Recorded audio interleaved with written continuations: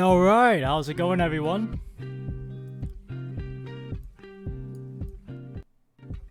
Hope you're all doing well. Hopefully you guys can hear me. How's the sound? How's the sound, everyone?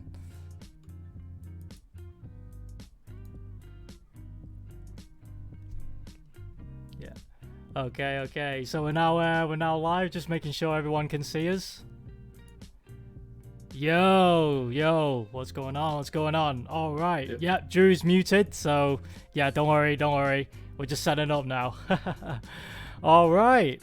Okay, so first of all, welcome to the FGC Designers podcast. And those who don't know me, I'm Esmond, aka UYU Shen in the world of gaming. So I'm a UX designer for Booking.com, but also outside of my job, I'm the lead designer of UK EU division of the premium esports organization called UYU. So this channel is a platform. It's different to your usual gaming podcast, where it's tailored about expert gameplay, established streamers or content creators. This isn't what this podcast is about. This podcast is more tailored to the creatives, to the visionaries, creative individuals such as graphic designers, illustrators, video editors, photographers, UX, UI designers, and all creative industry people. I feel that we play a huge part in establishing big brands within gaming and outside of it. So with that said, thank you guys for joining. And I would like to introduce you to our special guest tonight, who is Drewface from Canada. How you doing, Drew? Yo, what's good, baby? What's good? What's good, man? What's good? And yes, and those of you who don't know Drew, he works on things like Electric Clash. So yeah, how's life with you? And how's quarantine life treating you, man? It's pretty chill, man. I'm just lounging around, just doing freelance work right now, because it's tough to find a job in the market. And Yeah. everybody says on break, working from home. So it is what it is, I gotta say, I love your onesie, man. Your onesie is really cool. Oh man, I love it too. It's really comfy, dude. I suggest everybody have one. This is my quarantine outfit. You know what I'm saying? I'm just chilling all day. Man. That's yeah. What is it? A unicorn? It's a unicorn, man. That's awesome, man. That's awesome. Right, so we're gonna get straight into the subject. Okay, so tell us about yourself, Drew. Like, tell us what you do, what you're working on, that kind of thing. So yeah, tell us about what you're doing right now.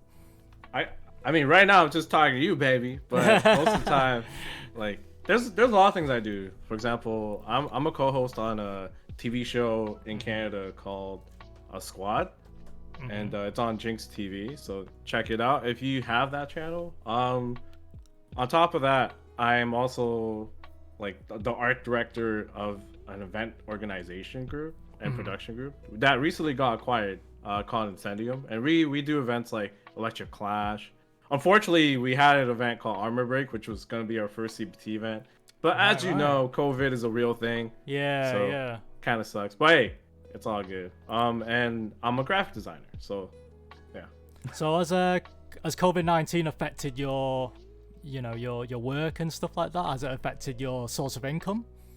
Yeah, it's made it a lot more random. Like before, I was getting like a steady residual from the company that I signed a contract with, but unfortunately, obviously with COVID, their income has greatly depleted. So my freelancing has been up and up, like just on the rise. So it's been fantastic. That's good. Yeah. I kind of noticed that with me as well. Like like since COVID, I've been getting a lot more commissions, a lot more work. And the reason being is because like nowadays everyone's indoors, everybody's wanting to upgrade their Twitch channels, upgrade their YouTube. Now is the opportunity to sort of really focus on their internal brand, their online presence. So which is why I've been getting quite a few commissions, for streams and overlays and stuff like that. So it's been good for me, but still, as I said, the quarantine life is a bit lonely, when you're living on your own. You can't be with family. Dude. Like my right hand's my best friend at this point, you know what I'm saying? So for me, I've noticed a lot of my friends, or a lot of like referrals I get People are starting their own online stores and online presence, and honestly, Yeah. they want to. First impressions are very important, right? So Yeah, they want yeah, to I make agree, sure they I spend agree. the money on the designer. So that's a lot of my work right now, or like just random odd stuff like, hey, do you want to make a logo for my stream, like stuff like that, That's or good. like That's even good. like podcasting stuff. So it's been kind of good. I've been very fortunate. A lot of people who are in quarantine right now, they don't know where money's gonna come from. Yeah. And yeah. I'm fortunate enough to know where it's gonna come from. So I'm very lucky, very lucky. So how long have you been freelancing? How long have you been going on your own in the world of design? Well, on and off for probably 6 years now, but this recent period has been like maybe 2-3 months. Like I've always had like an in-house job or like, and luckily I have friends who in high places. They're like, hey, we need a good designer, and then I come in, I pop in with my tatted ass, and they're like, this guy, he's pretty good. So that's me. Yeah. Oh, awesome. So, when was it that you realized that you wanted to go freelance and go on your own instead of working full time for in-house or an agency? So here's the best part. For most of my professional career, I've either worked at an agency or in-house, and my most recent experience has been kind of a bittersweet one, just because for 2 years, I helped grow and raise this company to get acquired, and when it got acquired, it was a vaping company, and when it got acquired, they cleaned out all head office, Oh, just wow. because like you can't really control the people who made the company like a $15 million company, right? Right. So they're like, get these guys out of here. And then that's what happened to me. And I was like, cool. And then that happened as soon as like Incendio, the other company I helped start with my buddies, doing events and stuff, that got acquired by another person. And I was like, cool, this has worked out. And so I was like, I'm just going to freelance because I don't know what's going to happen in my life. It's been like a weird roller coaster of like opportunities after I lost like that job.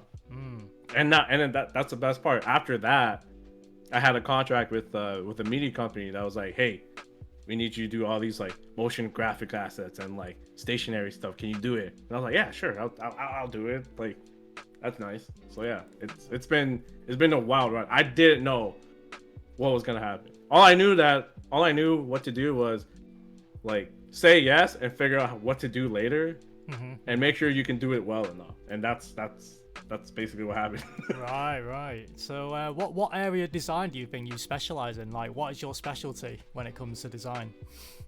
My specialty in terms of design is mostly art direction, marketing design, and logo and branding, basically. Branding. So when it comes to, because that's where I have most of my experience. Most of my experience is in marketing, right? So not only do I help conceptualize like the visuals, I also help strategize for companies. For example, I'll be like, hey, why don't you target this area because you're a toy company. I don't know why you're targeting old people, but your 65 to 70 age isn't the right age to go for, buddy. Like like I've had conversations like that all the time. Like, oh yeah, definitely. So you take more of a business pragmatic approach to your work, because like I know there are designers that, don't get me wrong, there are a lot of designers that actually create amazing work, visually, but do you take a more different approach rather than just creating things visually? You also think about the problem. Do you think about like how your design's going to help the business do better in terms of conversion, that type of thing? Or so here's an ass pull of an answer, right? Yeah. For my personal work, it's all emotionally driven. I'm just doing whatever I feel like wanting to do. But when it comes to clients, as a designer, we solve problems. Exactly. Visually. Yeah. Like we're like practical arts almost in a way. So for me, I have to solve problems. For example, let's say 2 years ago, I had a company come to me, and they were a record company, like a upstart record company, and they said, "Hey, we need merch.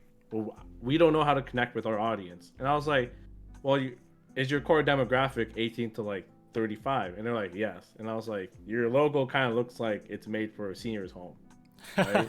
Your merch looks like it's kind of made for a senior's home." Yeah. And that's probably the start. So that's the type of thinking I have to do for clients. Yeah. Other times, like, there's clients where like they don't know what direction they have to do. I find those clients very very difficult to work with, but solving that problem is what we do, right? That's what we have to do. We shoulder that, and we're like, hey, do you like this look? Hey, do you like this look? Hey, do you like this art direction? Like stuff like that. That's what we do. Yeah, there's something I really want to say, really, because I do interview people at my full-time job, for designers and stuff like that. The issue that I have is that some people always bring in like a collection of beautiful work. Don't get me wrong, beautiful like graphical layouts and stuff like that. The issue that I have is, how did they reach that outcome? What was the thinking behind this beautiful piece of art? It's just, to me, it's just, okay, it's beautiful, but what was your thought process? How did you get there? Did you test it on users? Did you test it on your clients and stuff like that? And a lot of the people can't seem to answer. They just say like, oh, I did this because I think it looks good. Okay. Well, that's okay. You're not really solving a problem. You're not solving a problem. Good, right? Exactly. You're not solving a problem.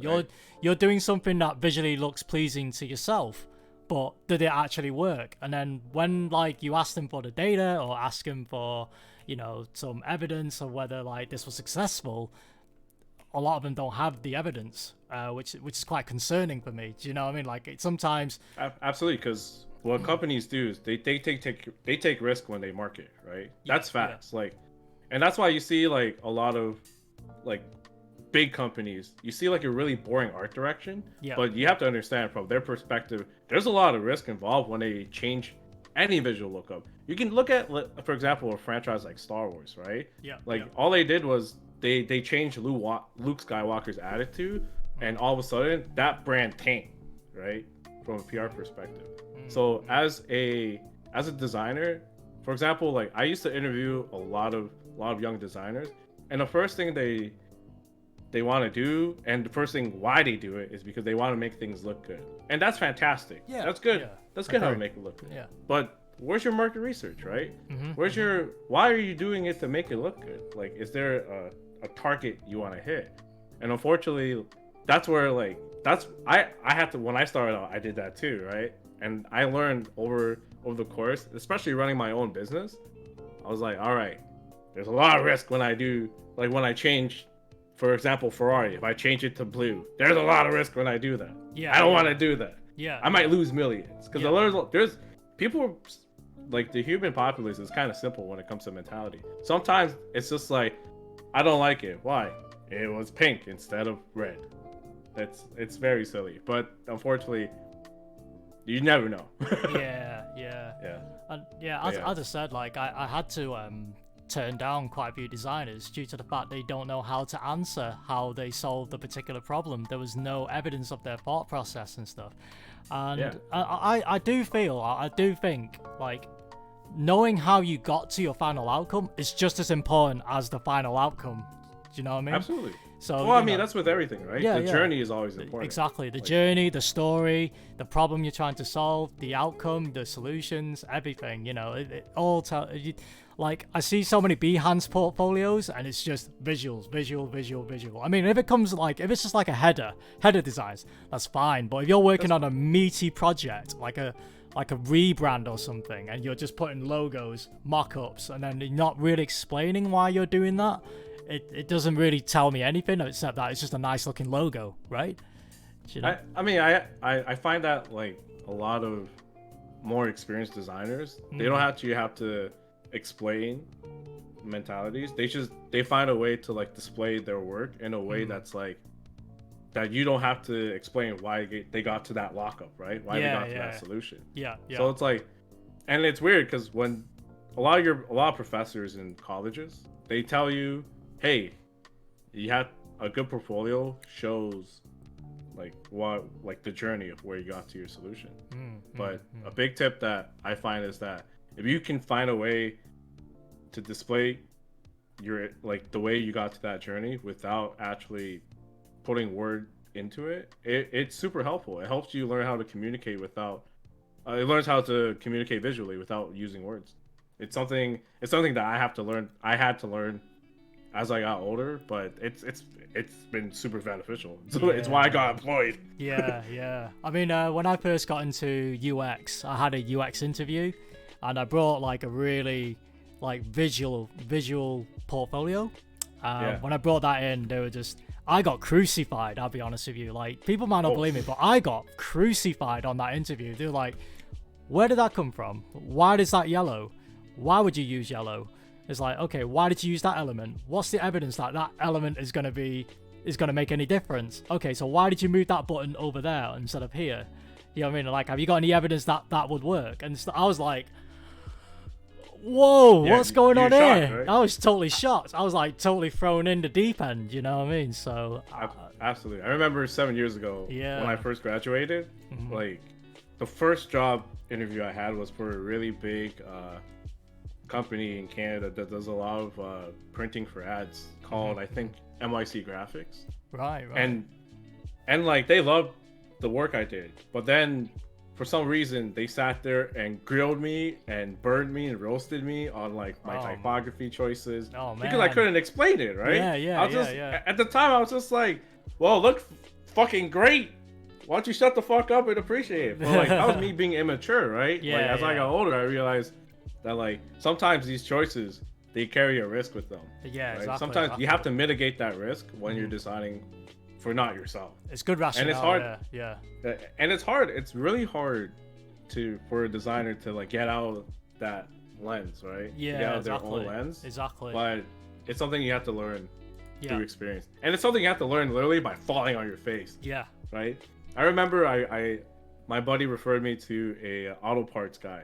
And car people are not visual at all. They see a nut and bolt and they have a screwdriver. That's their like train of thought, right? Right. So I designed like this guy's entire like marketing campaign for the winter, because in the winter, well, you want to get your tune-ups, right? You want to get your tires. Yeah. And obviously like I didn't understand why this was important as a guy who did drive but didn't understand why it needed to showcase big numbers, sale on like tune-ups. So I got crucified. Those ads went out. That guy lost like $2,000 printing the ads and stuff. No way. And like buying like Facebook ads. And then I learned a hard lesson that day about like just knowing your art, like knowing the research. And I was young too. I was an idiot. I was like probably like 23, 22. I was stupid.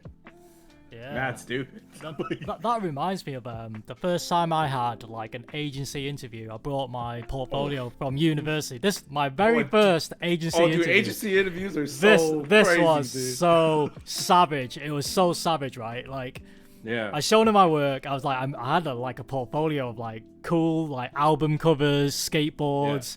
T-shirt designs. The skateboard deck is always a school it's always a project, school and whenever project, I get it, I'm like, why would you show me this? Like skateboard. I'm not a skater. This is a company for pharmaceuticals. Like skateboard decks, like album covers, gaming covers. Like I did all these really cool things, right?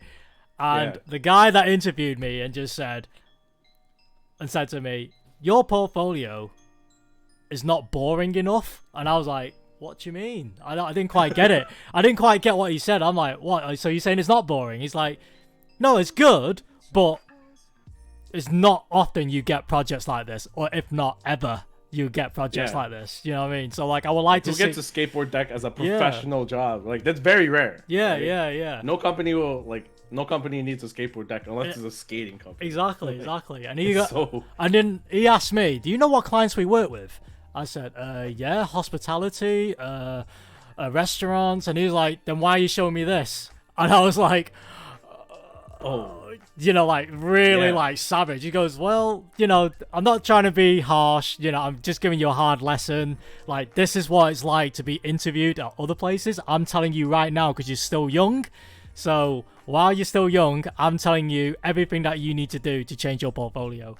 And then I was like, okay. So like, he literally just said, take that out. You don't need it. Like, if you came back to me with another skateboard deck again, I will throw your CV in the bin. I was like, whoa. You know what I mean? But it was like, it was harsh. But at the same time, he gave me such good advice. And he also said to me, okay, I don't want to see a flat graphic because I will not be able to envision it in my head. If you're gonna create something that is package design, then do the package design, put it on a mock-up just so I can see what it actually looks like. Because a template with a like a box template with the design on it, he goes like, that's not going to do anything for me because I don't understand how it looks. So so I mean, so this reminds me, one of my like first few interviews was at an agency, I got ripped to shreds the same way, dude. Like, and they made me do it. I hate doing tests. They made me do a test just to see my skills.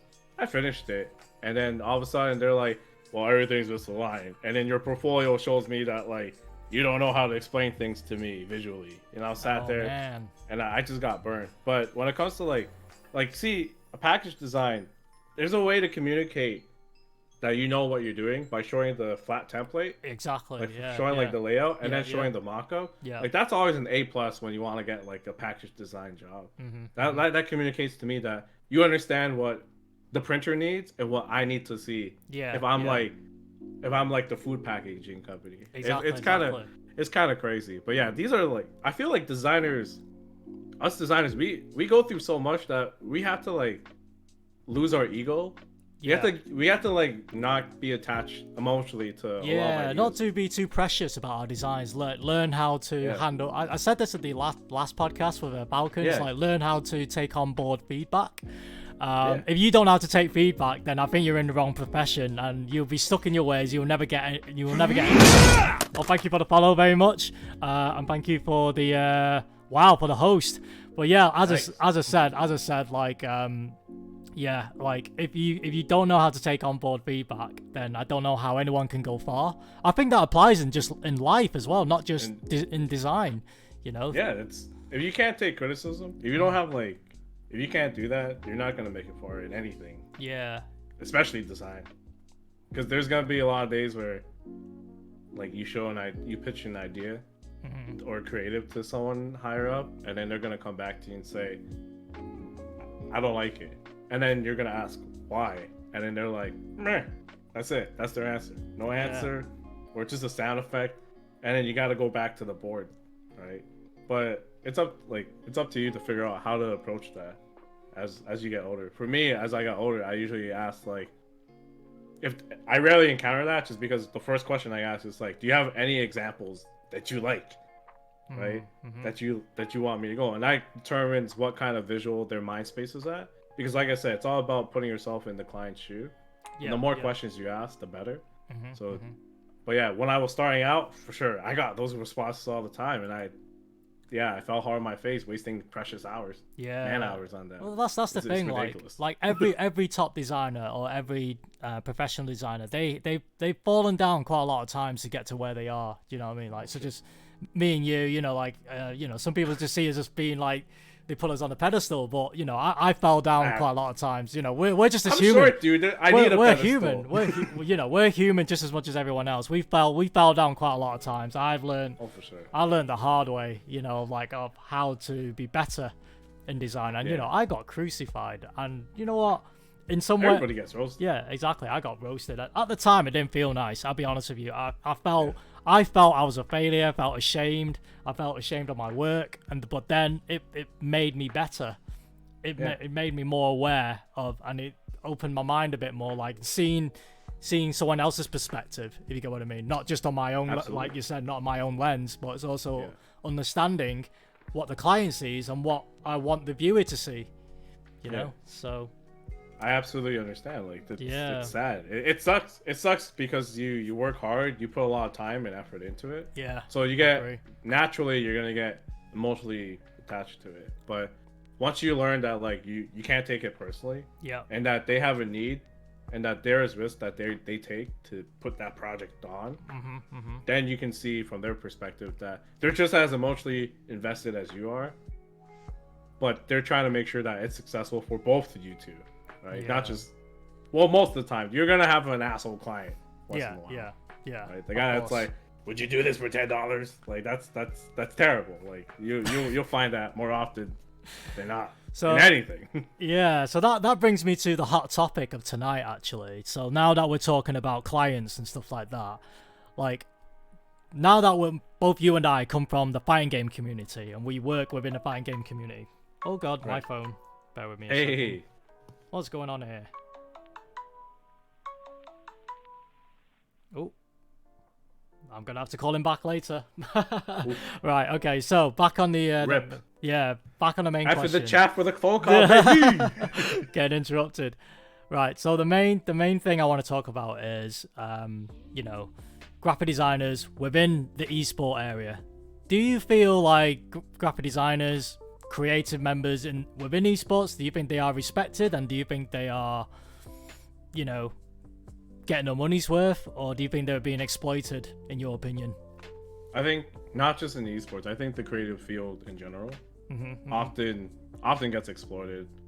You hear so many horror stories of getting underpaid. You hear so many horror stories of like people just getting like just abused left and right, taken advantage of. But also you rarely hear this, but clients can get abused too. They get exploited too. So unfortunately I've seen like both sides from all industries, not just not just in esports. For example, like when I worked at when I freelanced for that music record company, like I've seen creatives just get down, like the horror stories get downs from. By downs I mean like just destroyed. For example, guys would be doing work for like $100 for a t-shirt when they were making $100,000 off those t-shirts, right? Or like guys, or even like band members, like music people, just doing shows for $10 just for exposure. It's unfortunately in every creative based field. So I think overall art is kind of looked down upon, but like high good art also gets looked like in a high place. It's just that everybody in between who's like just good, not amazing. Like that's they can get exploited very easily if you don't protect yourself. Yeah. Especially when you're young. They try to get you super young, like when you graduate. I mean. Like we seen in the Discord. You know what I mean? Won't name names. I've experienced it. I had a guy when I was like 18, because I've been designing since I was 12. I had a guy when I was like 17, 18, was like, yo, I have this like clothing line. Like I'll make you do designs for a bit of royalties. And in my head, I was like, royalties is a good thing. How much is percentage? They're like 10%. I was like, this is a great deal. Then he hands me $40 and he said, your t-shirt sold only like 5 times. And I was like, what the fuck? Like, why did you give me $40? And I see my t-shirt like everywhere on this guy. Like everywhere. What the? And I sat there, I was like, there's no way I just made $40. Because I just seen it on like eight people right now, and like online on like 15. Like, yeah, so it's something they get you early, dude. It's something you have to be. Unfortunately, you have to protect yourself from. I totally agree. Like, I still get it now. I still get some esport brands. So do I. We both do. We still get esport brands coming up to us like, hey, would you like to do do design work for our team? We're like an upcoming esports brand that we're gonna be game changers, literally. And I'm like, we're gonna be big, dude. Yeah. And I was like, bro, I have more followers than you do, dog. Like, I was like, okay. Relax. I was like, yeah, carry on. Tell me more. It's like, yeah, we're gonna be massive. We're gonna be brilliant in FGC. We're gonna hit it hard in League of Legends. And you know what? We need someone like you to help us get there. And I was like, okay, tell me more. And they're like, well, that's the thing. We want you to help us for free exposure. And I was like, okay, tell me more. Let's have a look. So I look into their Twitter profile. Dude, you only have 80 followers. What exposure are you talking about? 80. I was like, mate. It's tough, but I think a hard lesson that a lot of like new designers have to go through, or inexperienced ones. There's a lot of research, and you have to stand up for yourself. Exactly. Like I've had like offers from like big companies, like just say, hey, do you want to do this for free? But not in esports, but in general. Like, yeah. They're like, do you want to do this for free exposure? We'll put your name out there. And as I got older, I was like, that's not really like beneficial. Yeah. How do I know it's gonna work? Like what? Because like, let's face it. Maybe you get like that 1% of people coming back to you, but you gotta protect your time. You gotta protect yourself. You don't want to get exploited by these guys because they're businessmen too. They want to maximize their profit. And marketing and design can be often very costly, right? It's not. No one really has the budget to start out with it, so it's kind of you gotta protect yourself, man. It's tough. I agree. It's I think the young designers that are trying to look for their big break will obviously fall victim to these kind of things, to these exploitations. So I just want to make sure that people know their value and don't undersell yourself, because like you are worth more than that. You are worth, you've practiced your craft. Make sure you get paid for it. Like don't let people just say, oh, we'll give you free exposure. Like, what exposure are they giving to you? And here, it's weird because it's like you have to, unfortunately, you have to do a lot of research for yourself. You have to understand your value, your time. Yeah. You have to understand the market. But at the end of the day, like, you have bills to pay. Everybody does. Yeah, exactly. You gotta make sure you get your end of it, and it's so hard. Yeah, I think another thing too is like the temptation of that big break for a lot of designers. Like I don't think I've had my big break ever yet, right? I'm working towards it.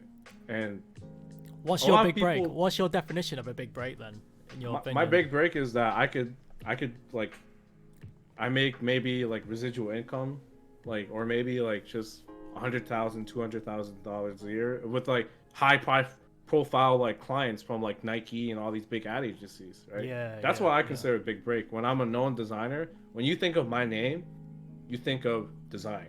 Right? But on a global scale, not just like in a shallow pond or in a small community. In a global scale, when you think of, that's what I consider my big break. And the thing is, I've come to understand and mature that like that big break temptation, the fame isn't necessarily really good for you, right? You just want to make sure you, as a designer, you make the best work you can.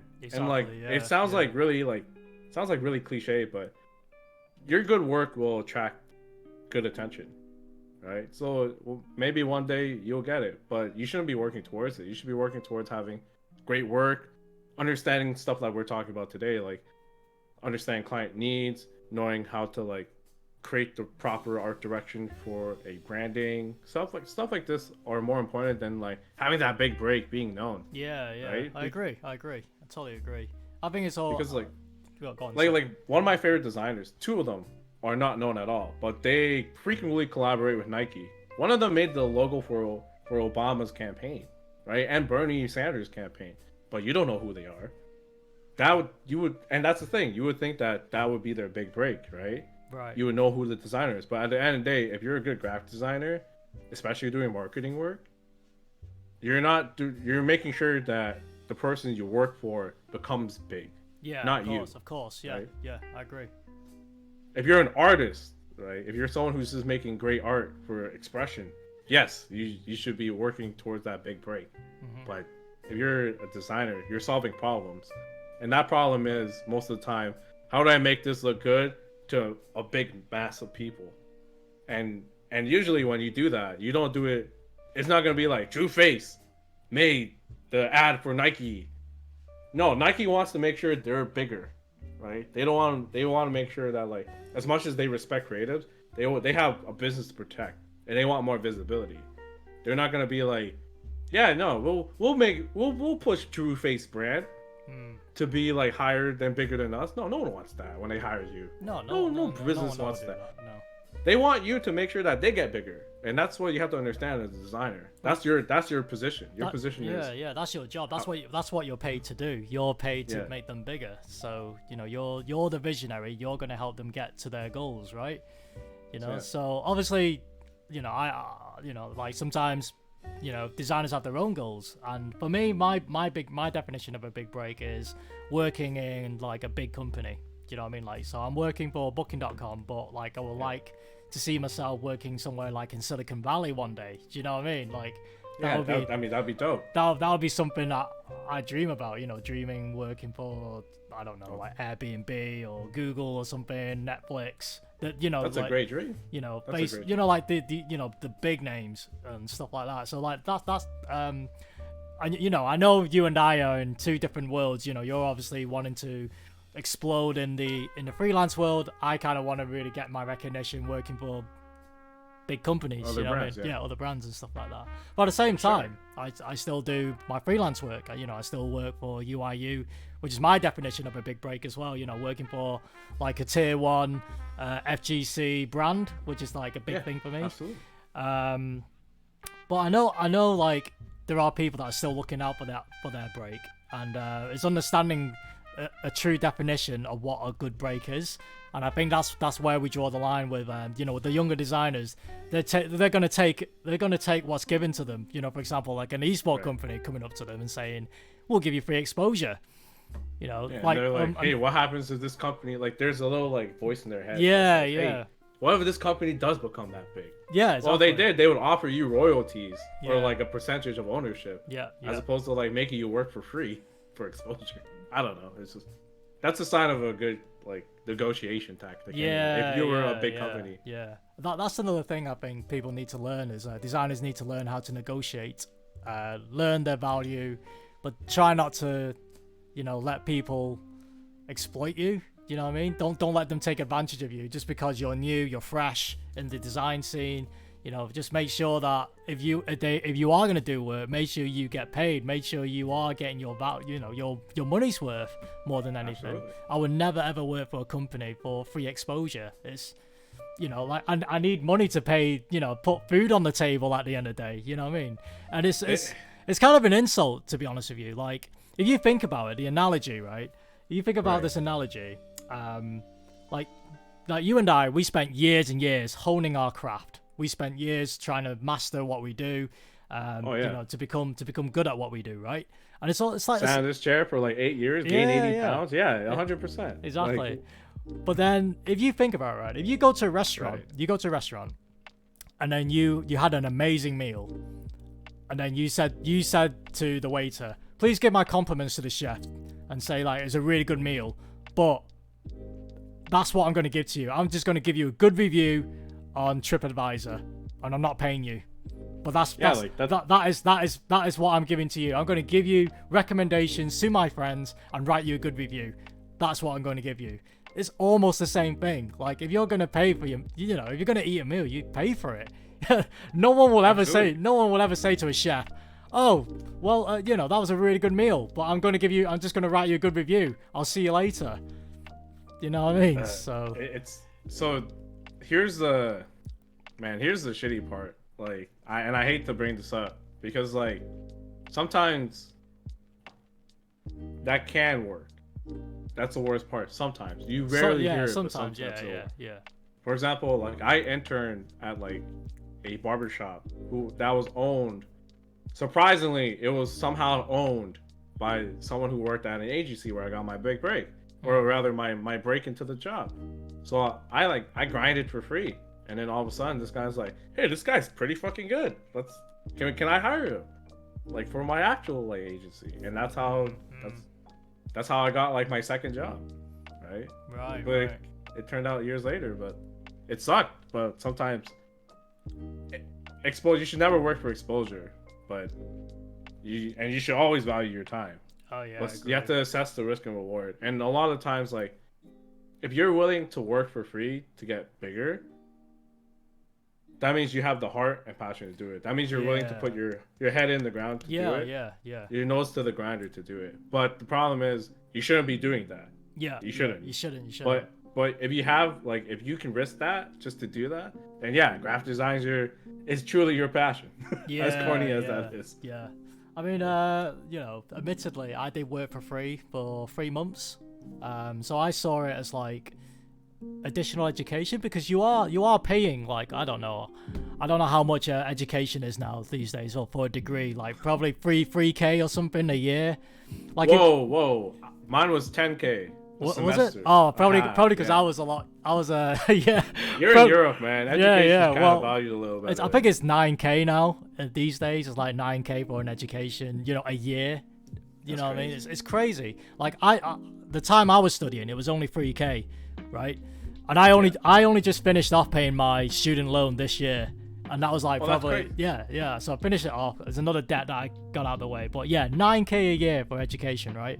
So the way I saw it is, okay, I'm already 9K in debt already. Like 3 years, 3 times 3,000, so I'm already 9K in debt. I don't think an additional 3 months will be anything, so I don't mind working for free for 3 months just to get that experience at the end of the day. And I think the problem is, like, when I went for interviews after graduation, is you have no commercial experience. I was like, how do you expect me to get experience if no one would offer me experience. Now that was the thing that I struggled with the most. So I actually rung up an agency and just said, look, I'm willing to work for free for 3 months if you give me that commercial experience and help me improve my portfolio. I'll work for free for 3 months if you give me an opportunity. And I literally had to like spend money to work. So like obviously I have to pay for the train, the bus, food. Right. I was losing money every day, but I saw it as like 3 months of education rather than 3 months working. Do you get what I mean? Absolutely. So, but I mean, at our stage of like design, we shouldn't be working for free. When you're starting out and sometimes you need experience. Yeah. Sometimes like, I was desperate. You want to get a little feel. Like it's not for exposure at that point. It's for education. Yeah, exactly. So don't work for exposure, work for education. That's what. Yeah, exactly. I think that's a good slogan for tonight. Work for education, not for exposure. So I'm gonna put that on a t-shirt. And any esport company that's trying to get you to work for free, scumbag. Yeah. Scumbag. If a design agency asks you to work for free, then I think that there's a good chance that you should take it because you might get some commercial experience out of it. But don't ever work for an esport company for free because the chances are you will lose more money, you'll lose more time. They become very demanding of you, and you will be in a stressful cycle. Trust me, I've been there. This is a side note, but I often find the clients who pay the least are the more demanding ones, and it's tough. They stifle like your creativity a lot, right? So when they do that, it's kind of hard. But yeah, that's a side note. That's what I've noticed in my experience. This is not true all the time. I have friends who like have worked for like maybe like and they're my friends, right? And they're not as like demanding. But I find like the low paying clients, they tend to be very, very like, hey, can you change this to like 2 pixels to the left so it can be off center? So I can tell you to change it back to the center. It's like that's BS. It happens a lot. Yeah. Man. Okay, so let's move on to the next question. Now we spoke about a lot about exposure and esports and stuff like that. So let's move into something a little bit more positive. So do you have any designers that you admire or respect at the moment? In what category? In like any I don't know, like are there like designers that inspire you in the way you work or inspire you in like in terms of your attitude, stuff like that? There's quite a few. Like right now, my professional attitude, I think Rick the Hado, he's been a big influence. Kugi, look, I own a clothing line called 50/50. Yeah, it got pretty popular in Canada, and that was mostly inspired by Kugi, right? Like I wanted to make a clothing line that was like with all my passions all into it, so like fighting games, Asian art, like flowers and shit, and put it together. And like he made fighting games look so cool, and I thought like, yo, I could probably make fighting games look cool too. I could design, and I took a crack at it, and I guess it worked out. So those two are like my biggest FGC influences for sure. Yeah, definitely.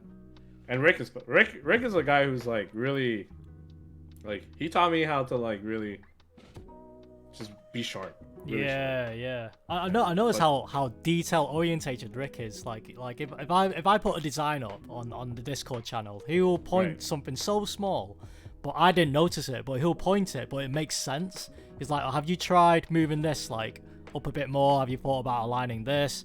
Is there? And the best part is he knows all the typography terms. It's like going back to school when I hear him like critique people. Yeah, he's like, that A center is off by 4 centimeters. Go up. Yeah, exactly. But like in my professional life, there's one artist and 2 other designers that I really like admire. One is Aaron Draplin, who's basically like he's a loudmouth, but like with sensible, like warm energy, and that's like what I love about him. And he makes a lot of like great branding. And John Contino, because I thought like office people couldn't be super tatted, and they wouldn't be doing any hard work for graphic design, like any drawing or like flat images like that. But he does that. Like he's super tatted. He's working for big companies, and he's doing hand lettering stuff for everybody. And that's what I would love to do. Like I would consider my big break just doing what he does, but for big companies.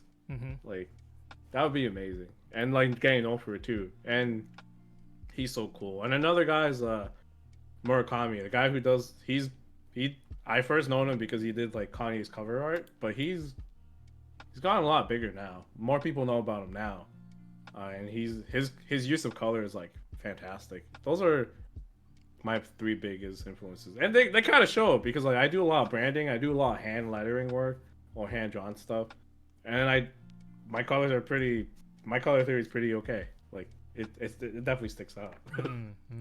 I'll say my biggest influence is Chris Do, as everyone knows already. Oh, for sure. You quote him like a machine. I know, yeah. Like, is it Mad Libs with Chris Do? Because that's basically what you just did. Yeah, I'm literally like a clone of Chris Do. I call you Clone Do, bro.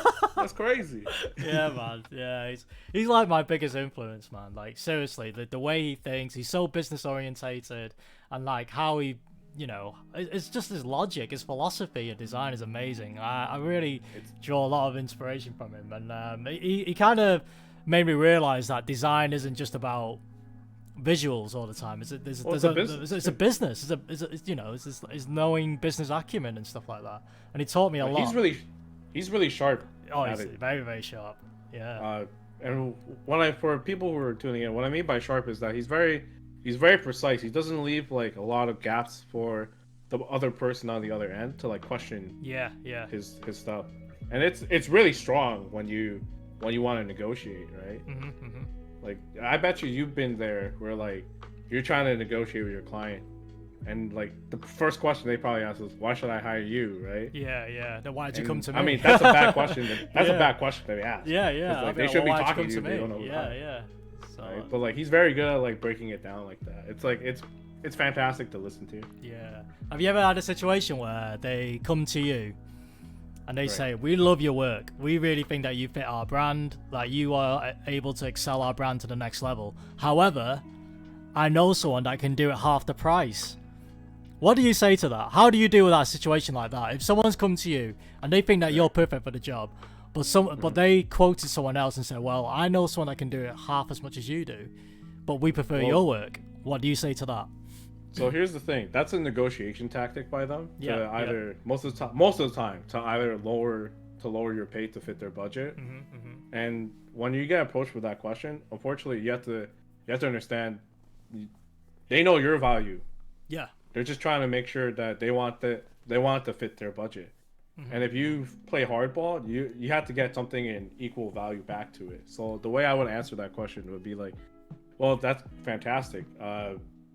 Is there any other way you can compensate, right? I would say that in a very like fluffy way, just because you don't want to get that direct with them, because that means that would show you that they know that you know what they're trying to do to you. Right? You always want to make sure that that they feel like in control, but you're in control.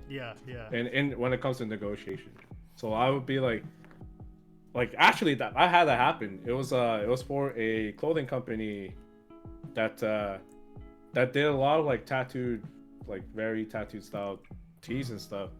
And I unfortunately didn't work with them because I played hardball. I know how much I'm worth. Yeah, right? exactly. And they're a medium-sized company. They know I know how much they're gonna be making off of tea potentially.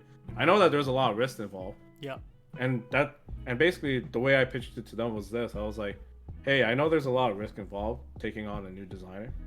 Unfortunately, there's a lot of risk for me taking on lower pay because I don't know what's gonna happen to me tomorrow, right? What happens if my car breaks down? The reason why my prices are high is to accommodate my living, and my needs, not for extravagant stuff. And unfortunately, if we can't work out something, then I'm gonna have to say no. And then that's when either if they really love your work, they're gonna try to work something out with you.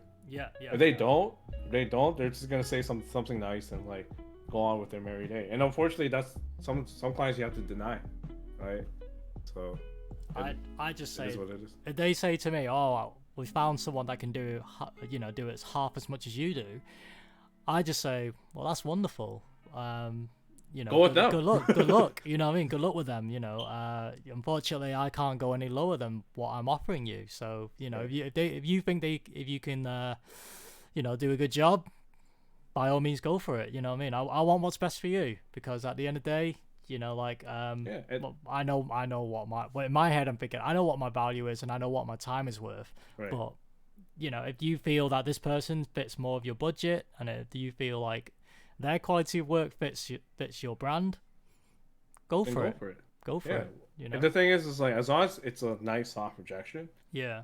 Because you never know why why they're asking that question. Like, no one ever knows unless you actually get hired by them, then find out. Yeah. And if you do, then hopefully it's because they actually can't afford you.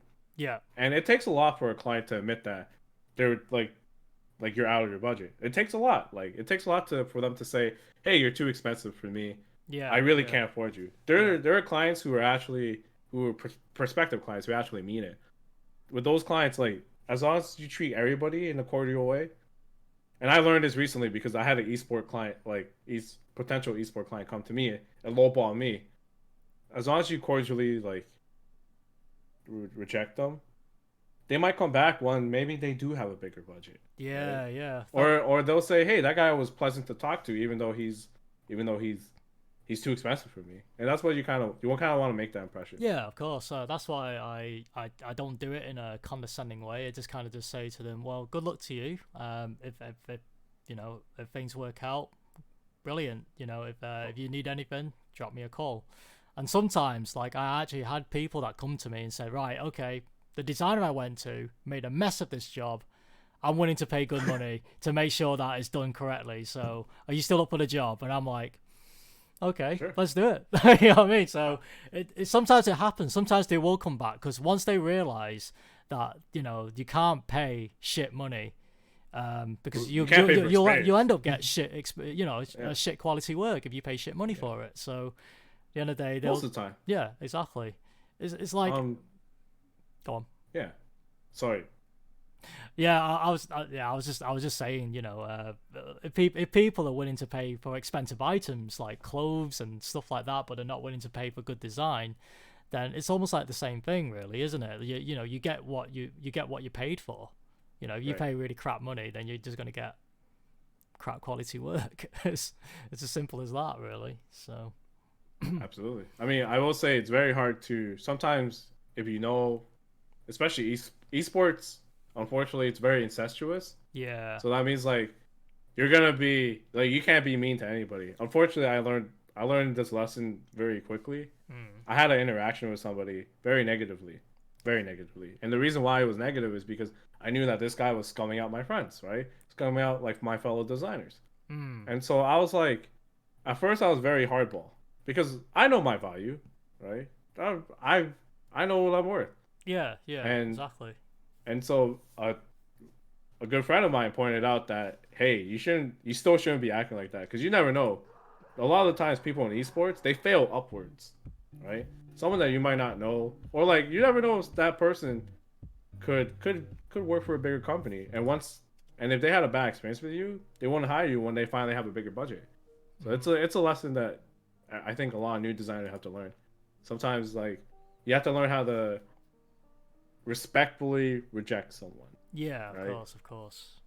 Because you never know if it comes back to you. And I've had an experience where when I respectfully declined someone, they gave me a really big contract with a really big vaping company in Europe, right? Because that's where a lot of my marketing experience comes from, marketing for vaping companies. So that happened. So there's on that end too. It works out. But yeah. Interesting. Yeah. Right. So, do you mind me asking, like, what's your heritage, or what's your culture, or?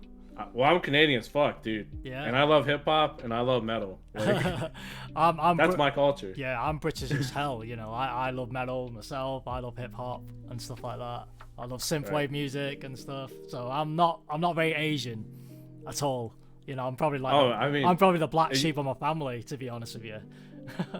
I mean, my family's been pretty westernized, especially for an Asian family, and it's surprising because like my mom and dad are like, they came straight from Vietnam, right? Right. But I'm like, yeah, I'm Canadian as fuck. I love poutine. I don't like hockey, but I do love the Raptors. So that's pretty good. Shouts to Toronto, home city. Yeah. But yeah, no, that's what I am culturally. Just a Canadian who loves hip hop and metal, and a little R&B. Yeah. That's cool. That's cool. So the reason why I ask is like, did you ever have trouble becoming a graphic designer? From your family, have they ever given you a hard time, or is it Absolutely. Is it respected in in Vietnam or in your culture then? Art, like I said earlier, art is not looked highly upon in most cultures, most industries. Right, being creative, and so for my parents don't even know I graduated, right? Because they weren't at my graduation. Yeah. I mean, I never went to the ceremony. I just got my diploma mailed to me. It was very looked down upon. I remember. I agree. I graduated high school and I immediately got accepted into like the arts fundamental program of college when I was like 18. And so when I turned 19 and graduated that arts fundamental program, they it was a hard time for my family, and I made the decision that like, yo, maybe I shouldn't be a graphic designer, right? So I went to IT for like maybe a semester. I fucking hated it. It was terrible. But I did it because of my family, right? My family was like struggling at the time, and I needed to make sure that I had something stable. But and because they knew that graphic design was like, it's a saturated market. It's hard to stand out. How many FGC designers do you know that do like the same dark gradient, super shiny text? Oh yeah, right? That's the FGC style, right? That's the esports style of graphics. Yeah. Sans serif font. Oh man. Mascot logos. Yay. Yay. Stuff like that. Like, that's the esports. Yeah, exactly. Right. So it's a very saturated market. So they were scared. I understand that they were scared for me, but looking back, I should have just went straight into graphic design because I was going to school to be an animator. And I got into the program. It was great, but I chose IT instead. So, but I should have just gone into graphic design because like I've never had much more stable income, and I've never enjoyed doing my job. But it took like a long time to like what I did, because the first like few jobs you have, not everybody comes out with a great job. No. Right? With a great work culture. Sometimes you just take what you need to pay the bills. And unfortunately, I did that. I worked for this like really shitty Thailand company. But man, I stuck it out, and yeah, it's helped provide for my family. It's helped provide for me, and it's gotten me a lot of opportunities. Like I wouldn't be talking here with you, and you wouldn't even think I'm a good designer if I wasn't a designer, right? So yeah. I think you're a good designer. What were you on about? No, I'm just saying, you wouldn't think I wouldn't be like here talking to you about design if if I didn't choose that way, if I didn't go against my family's culture or like my family's stigma of like being creative. Exactly. Because they came from a war-torn country. They want to make sure that their child like becomes something easily successful. When you're a doctor, easily looked at successful. Professor, easily looked at successful. Designer, it's like, whoa, there's a million of you, and like there's a guy in India on Fiverr charging the same for the same work for $5, right? That's what they think of. That's their impression of designing. Yeah. When designing is more than that. I can totally resonate with what you're saying, because my dad didn't come from a very wealthy background either, and he moved over with my mum to the UK, to start a business and stuff like that. And obviously they want what's best for their kids, right? And for me, absolutely. For me, when I was young, I knew I wanted to do something creative anyways when I was a kid. And I said this in my last podcast that English was something I couldn't pick up. I had to have like a private tutor to learn English, right? And the only way for me to communicate that is like my private tutor gave me like an A3 notepad and some Crayola, some felt tip pens, and then anything I wanted to say, I had to draw it. If I I had to draw what I was thinking. If I didn't know how to say it in English, that was my way of communicating back in the day. And I remembered telling the story to Falcon. I remembered seeing two kids on the playground, and I said to them, I want to play football with you. They didn't understand what I was saying because I was saying it in Cantonese at the time. So what I did, I just took my A3 pad out, drew the two guys with the ball, and I drew myself in the middle, and then I just kept pointing at it, and they were like, oh, do you want to play football? And I was like, Right. Yeah. And then that's when like my fascination of, creativity and art became like my way of life. Do you know what I mean? Right. However, it didn't come with it did come with a lot of challenges because I have a lot of family members that are have well-respected jobs, like lawyers. My brother, an aerospace engineer, and one of my cousins who's like a really well-known, works for a really big tech firm as like a principal director or something like that. I have merchant bankers. I have a vet for a cousin as well. It's like all these people I've got. Yeah, these are like some really, really well-respected jobs. Do you know what I mean? And then I'm like, okay, what can I do? I can't. Obviously in my head, I knew that design is my goal. It's my life. However, it didn't help when your family are sort of saying to you, "You sure this is what you want to do? You're not going to make a lot of money out of it. It's not really a way of life. How can you provide for your future family through design? Because you won't earn a lot of money through art and stuff like that." And obviously I was disheartened by it, but it didn't stop me because I knew if I did anything else. So I did try working in sales. I did become like a salesman, knocking on. I did hard sales, knocking on doors, selling gas and electricity, and I had to knock on 100 doors a day, and I only sold three a day, and that was my salary. And all I get is like £5 commission for one sale. That is it. That is crazy. And I knew for a fact I can't be doing this. I'm not born to do this. And I quit my job in sales, and I stuck. I literally just said to my mum and dad, look, I'm sticking with design, whether you like it or not. It's something I really want to do, and I'm gonna keep pursuing it. I'm gonna do it, get a good degree out of it. I'm gonna get a job. I'm gonna work for free. I don't care. I'm gonna stick at it.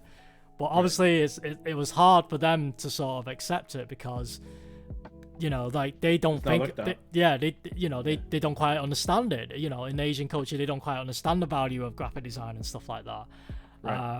Absolutely. And I can relate. Yeah, but I stuck at it. I worked hard.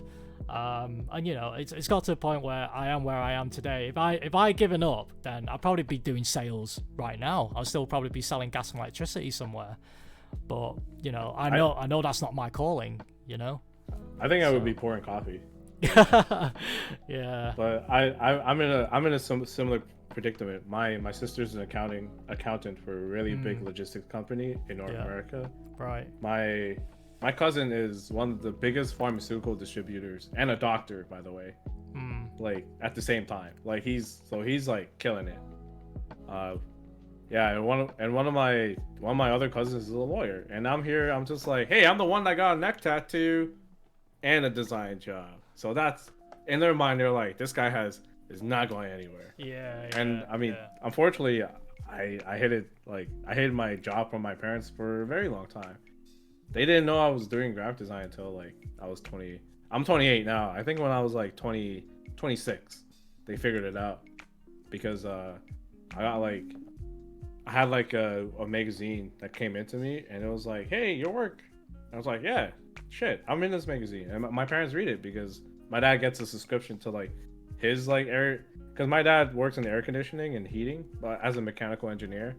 And like he got him that magazine, but he gets a design magazine with it because they're sister companies.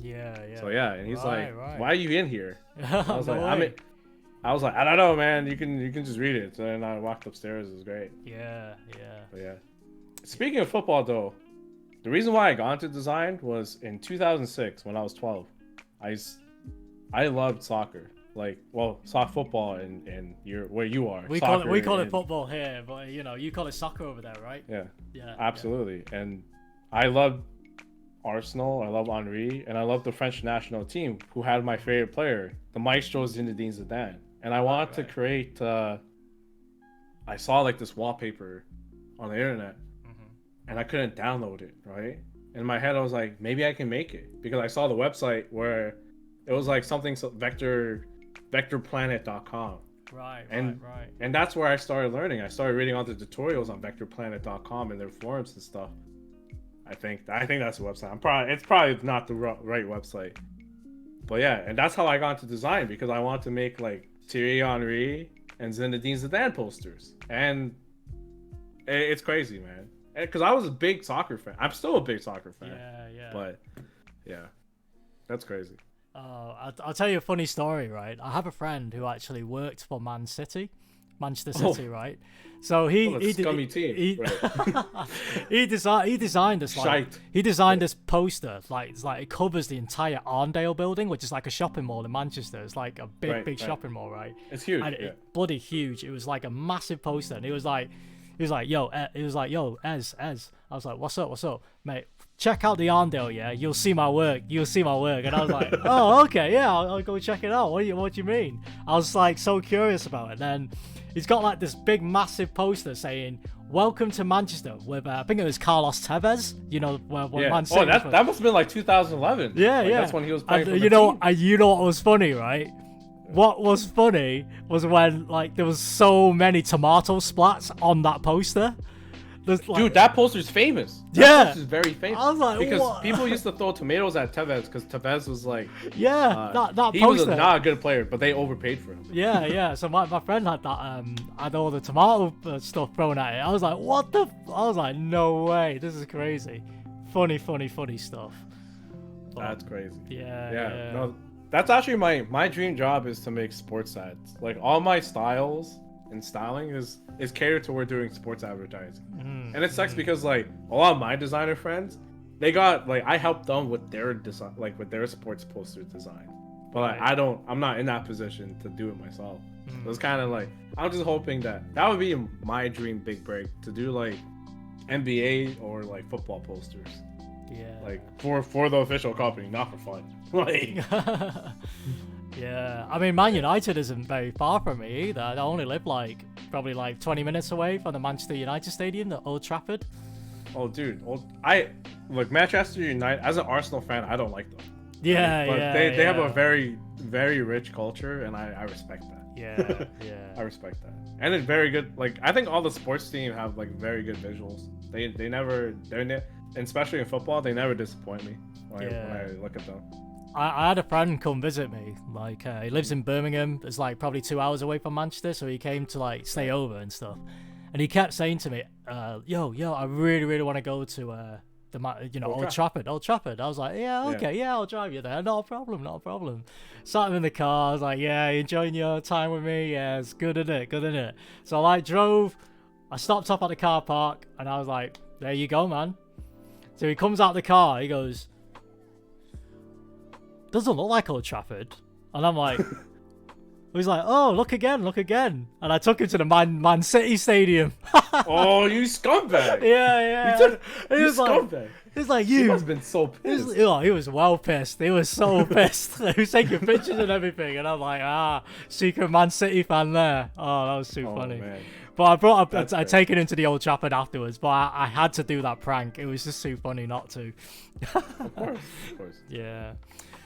Right. Okay. So, how do your parents feel about you now that you're doing graphic design? Are they fully supportive?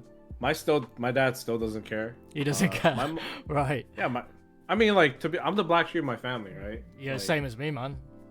And I never really got that much attention as a kid, so like I guess they're pretty indifferent. And it's okay. Like I do things for me, but I think my mom is pretty proud because, like, she really figured it out. Like she put it all together. Yeah. And then she put it together that I own like a clothing type of company too, because like this whole room, instead of shoe boxes, those boxes and racks of like clothing, like just the entire room here.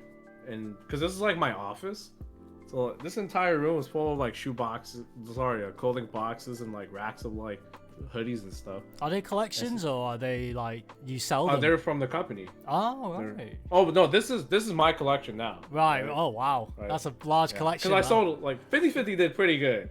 I'm pretty proud of that one. Yeah. 50 did pretty good. So yeah. Yeah. So she's proud. Like that's she's good. Happy. That's and then I'm happy. She was more happy. She was more happy when she found out that Incendium got acquired, because like she found out how much it got acquired for, and she was like, "Holy shit!" And I didn't have the heart to tell my mom. That's like, Mom's, it's in stock, so it's gonna increase. Yeah. Right? I didn't have the heart to tell her that. But...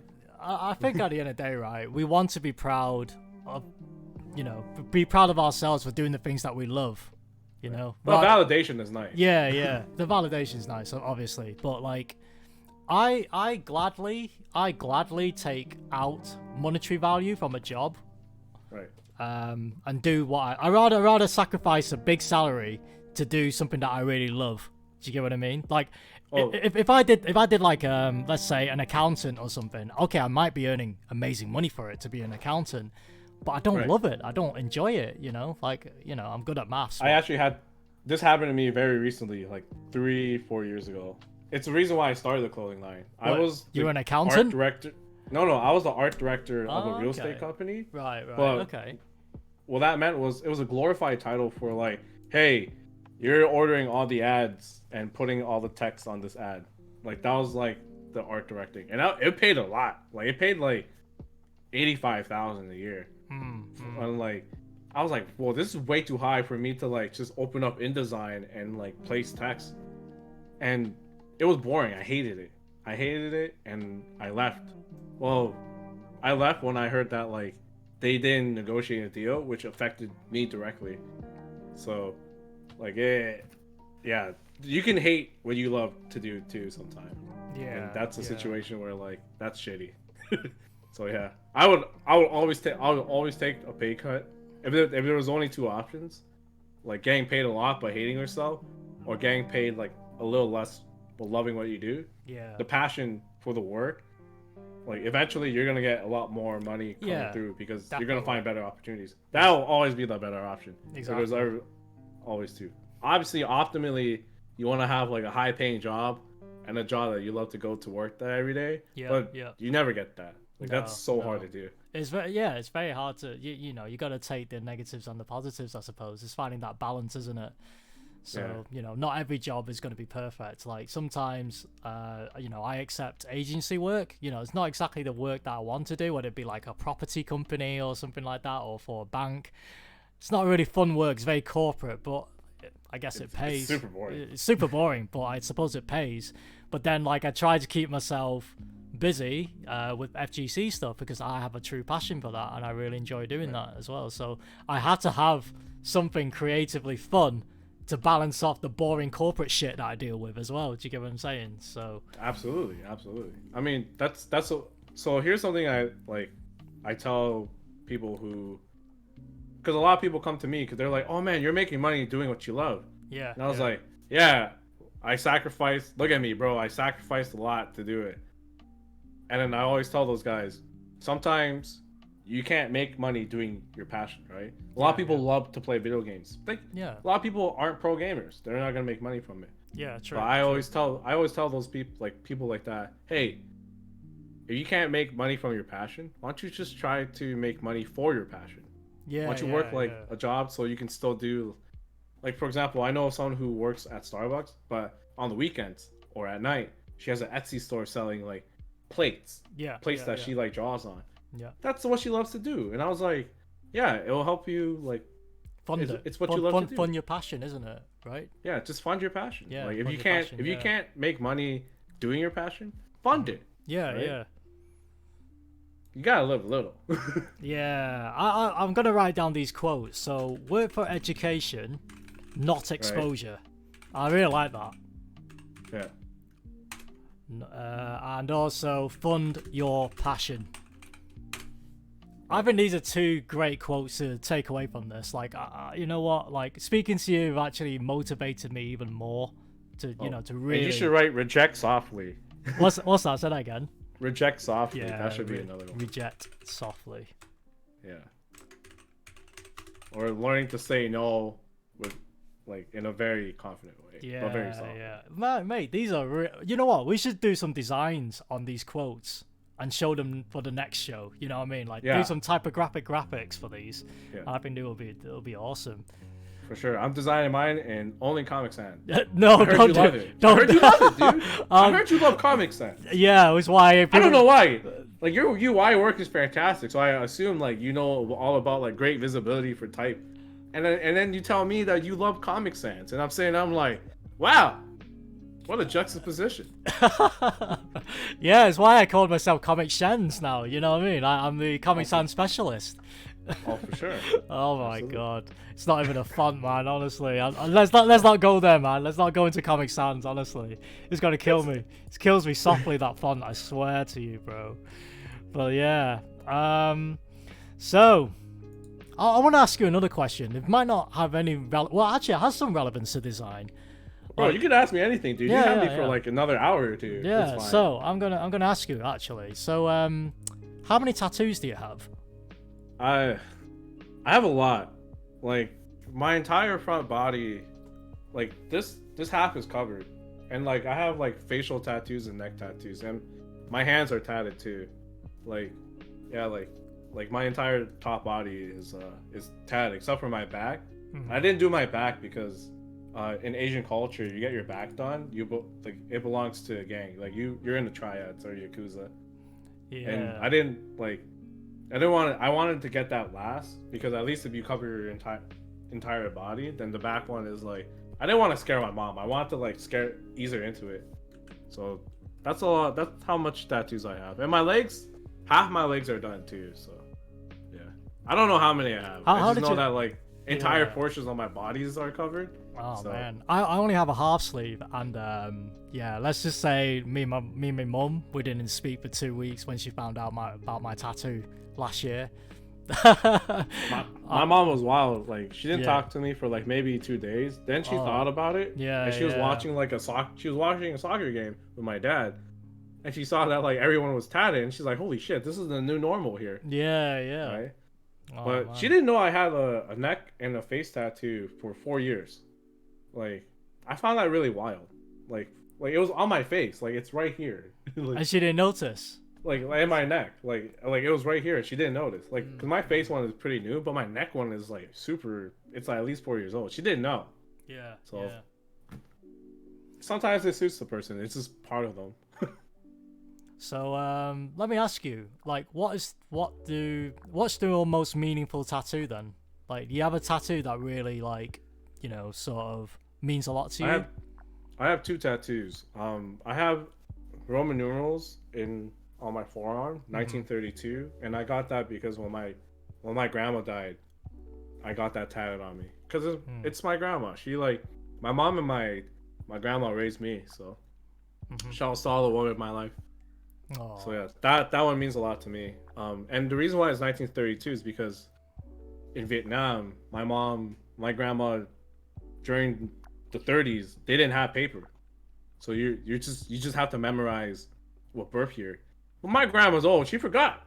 Oh wow! And you like, tattooed it on yourself. Oh, that's when she came to Canada. She forgot. Like she forgot when her birthday was. So she just said, I know I'm born in 1932, and in Canada, if you don't know your birth date, they'll give you the Canada Day as your birthday, especially if you're an immigrant. Right. That's your birthday when you come to Canada. If you don't know your birthday. I did not know that. So, that's interesting. Yeah, so a lot of refugees when they come, especially a lot like from war-torn countries, they don't know their birthday because they were either enslaved, unfortunately, or child soldiers who were reformed. They don't know, right? So they give them Canada Day as their birthday. But yeah, that's one of my meaningful tattoos. I have my life motto on my chest, and it's a Confucius quote kind of, and it's like, basically it says, true strength is rising up every time you fall.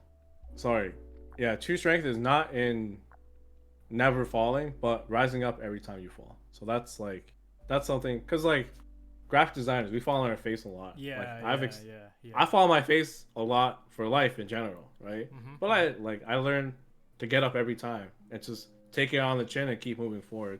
So that's my other tattoo that means a lot to me. Yeah, that reminds me of a quote that I live by Bruce Lee. He says, "Don't pray for an easy life, but pray for the strength to endure a difficult one."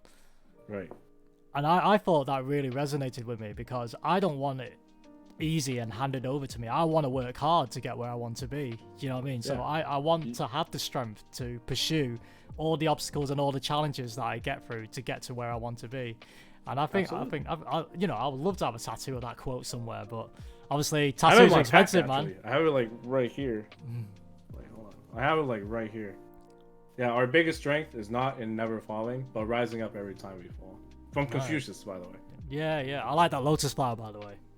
Oh, thank you. Yeah. Shout out to my boy Stefan. I know you're not watching this because you don't care about fighting games, but he's dope. No way, man. Yeah. Oh man. Right. Okay. So there's one last question I want to ask you now. So we're drawing to the end of the podcast. So is there any advice you would like to give to our viewers in life, in design, in their careers and stuff like that? So what advice would you like to give to our viewers? Well, I can give like advice per each thing. Okay, yeah. Okay, let's start with the first one. And so okay, for design, I like every designer to like try to experiment with their style, because we see a lot, especially in our Discord, we see a lot of minimalism. We see a lot of people who don't like know how to hand draw or hand letter. I want everybody to try it just because it's different for them, right? Because the reason why I got to where I am is because I saw something I liked, and in my head I was like, can I recreate this? And I recreated it, and that gave me a lot. And I still do that every day almost when I'm not working. So like that's something that it helps you as a designer a lot, I find, and I want every designer to kind of do that if they really care about growing. Yeah, because you never know, right? In your career, just understand that like not everyone's gonna think you're like this amazing designer, and your work, while it might be good, it might not be good for a client, right? So I want everybody to understand that like everybody as in a career point, you should learn to see things from your client's shoe or from that person or company's perspective, and then understand when you take it through their lens, you walk with them through their lens until you both reach to a conclusion. So that's really helped me when it comes to design, just understanding how to act and think with my client's perspective. Okay. And then in terms of life, just understand that like good work will always attract good attention, and that's what you want. And even if you don't get your big break or that retweet from that big guy or that retweet from someone you respect, like for example, if let's say Tasty Steve retweets my work, that's awesome. That's a lot of visibility. But not a lot of people outside the FGC know who Tasty Steve is. Yeah. So just understand that like just do your best work, because you never know who's gonna look at it. Like I didn't know, like I have a guy from Fox News, Fox Sports. I was doing like a lot of FGC work, but he saw my Kawhi Leonard artwork and he hit me up and told me to apply for this like position in Alto Palto, California, to do work for him as a social media content producer. So like that's something you never know. Just do good work, you'll get attention like that, right? So that's why I really hope people understand. Yeah, definitely. Just good work brings good attention, man. That's all it is. There's no such thing as a big break, bro. No. Just do good work. Yeah, carry on doing good work. I totally agree with you. Which brings me to the next topic. Is there anything you would like to show to our viewers that you've been working on at all? Like anything that you would like to talk about in terms of like, the work that you've been doing? I've been doing merch work for like a company. Yeah. I can't show it, obviously. Yeah. Other stuff is I've been doing like these like little hand lettering like artworks that I've been is that on the one on Discord that you put out? Yeah, like I think I sent it to you too to show, because like my screen is like everything's all jumbled up and messed up. No worries. And like on top of that, I might be showing like sensitive information that I can't show. Yeah. But yeah, I've been working on like a lot of investment decks, a lot of like merch stuff, and on top of that, I've been developing another brand for another because I'm an entrepreneur at heart. So I've been developing like a brand for another business that I might pursue, especially if it goes the way that both my partner and I think about.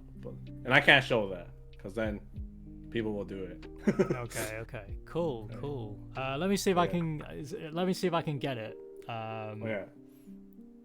You sent it to me directly, right? Yeah. Okay. I've been doing like I finally like gotten a lot better at hand lettering because I want to like be like my hero, John Contino. Okay. And I have I've always had like pretty good writing, and I've been told that like, hey, you should do more hand lettering. So I did something in like a very, very cool way, very, very me style. Yeah. So I got your logo up, your Satsuo no Hado one. Yeah. That's actually a t-shirt design. It's coming out soon. It wasn't supposed to be a t-shirt design, but I figured you'll see what I do with it, and it's for. I'm not gonna make money off of it, but it's for a good work. It's for a good thing, good cause. I love the line work, man. I like how the typography curves around the actual Oni itself. Because I you know what, I believe it or not, I bought 2 T-shirts of Oni mask, from Redbubble. Oh, that's crazy. And I was like, yo, this is very similar to that is very similar to the T-shirts that I bought. And you know what, I would actually wear that. I would actually wear that on a T-shirt. Oh, for sure. It's coming out fairly soon. Send me one, man. Sort me out. For sure. Yeah. But yeah, basically, I laid the typography out, like the bare bones like layout in iPad, and by doing that, by laying it out, I mean like you experiment composition. So like I would write like in very rough letters what I wanted to put for type, and then after that, the reason why it looks so rough is because it gives it a little more energy, I feel, and then obviously you want your demon to look mean, so I made it look mean. So it's like an energetic demon looking dude, just mean, and that's what I kind of wanted to portray. That's awesome, man. So, well, I'm gonna show. Yeah, this is what I did for fun. This is not. I can't show my professional work at the moment. Yeah, of course. Unless you want to go on my website, but it was like not really. That's boring. That's stuff that like appeals to like corporations. It's not stuff that like appeals to like the viewer. Yeah, but the FGC. So yeah, we'll keep it relevant to the FGC. So I'll show one piece of work that I've been working on. So let's have a look. Okay. So let me see if people can see this.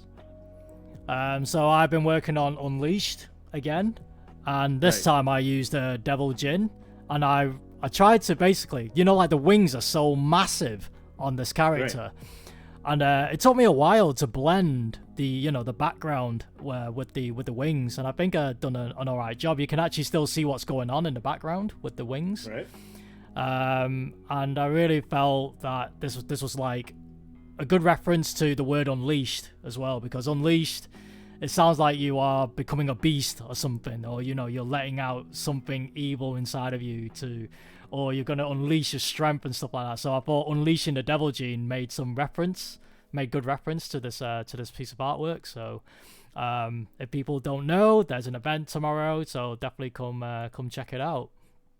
Absolutely. Yeah. I find that like my favorite pieces of work come from like trying to evoke a feeling. Trying to capture a feeling that I have. And I think that's a good tip for designers too.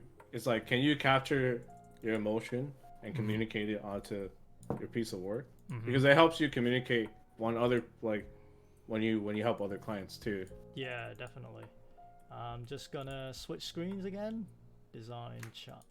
There we go. All right.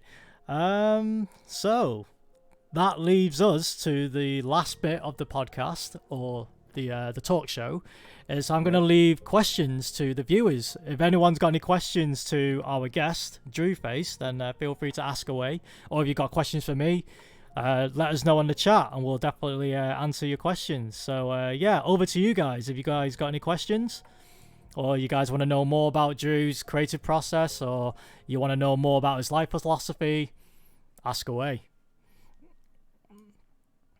I've probably done most of the talking now anyway, so the questions, so I'll leave it to the crowd now. Let's see if they got any questions.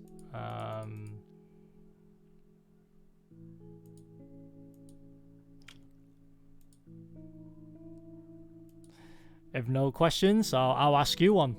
So what game are you playing right now? I'm not playing any game.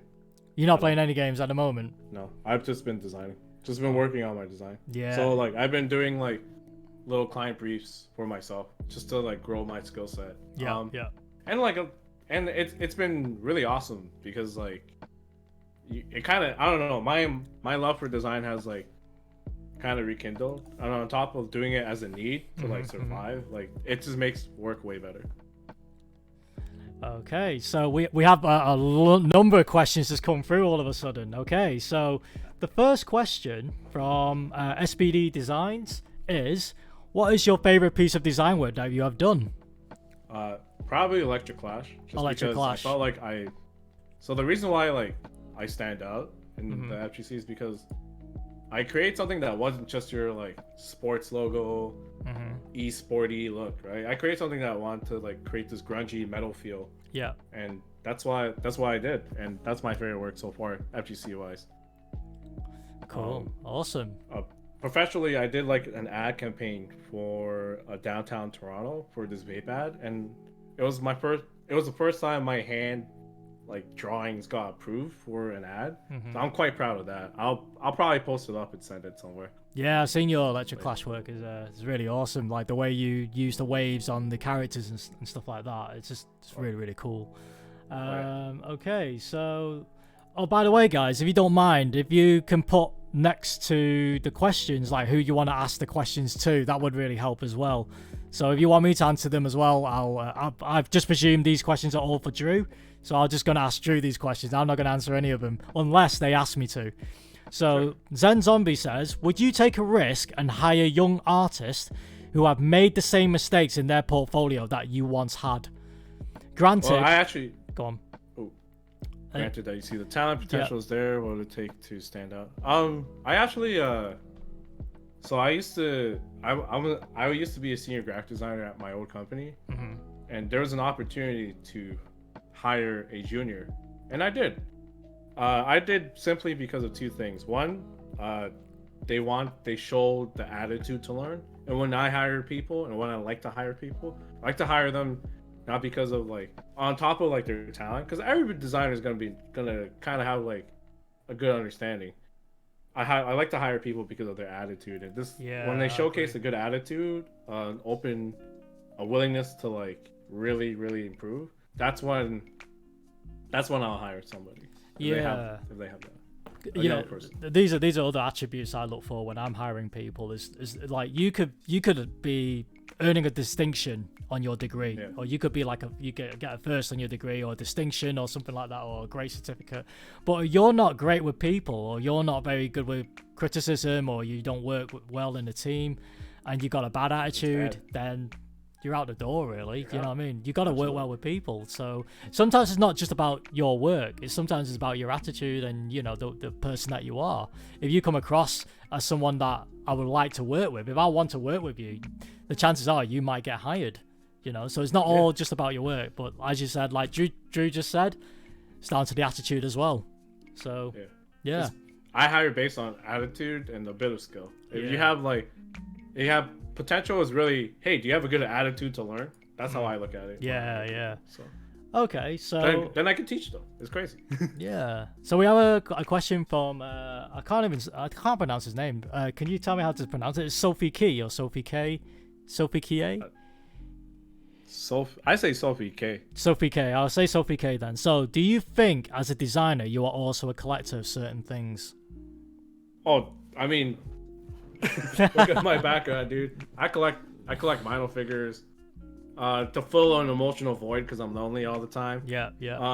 I'm just joking, but I collect sneakers. Yeah, I also collect good art, right, as influences, because you never know what will inspire you. Yeah. Right? So it's kind of cool.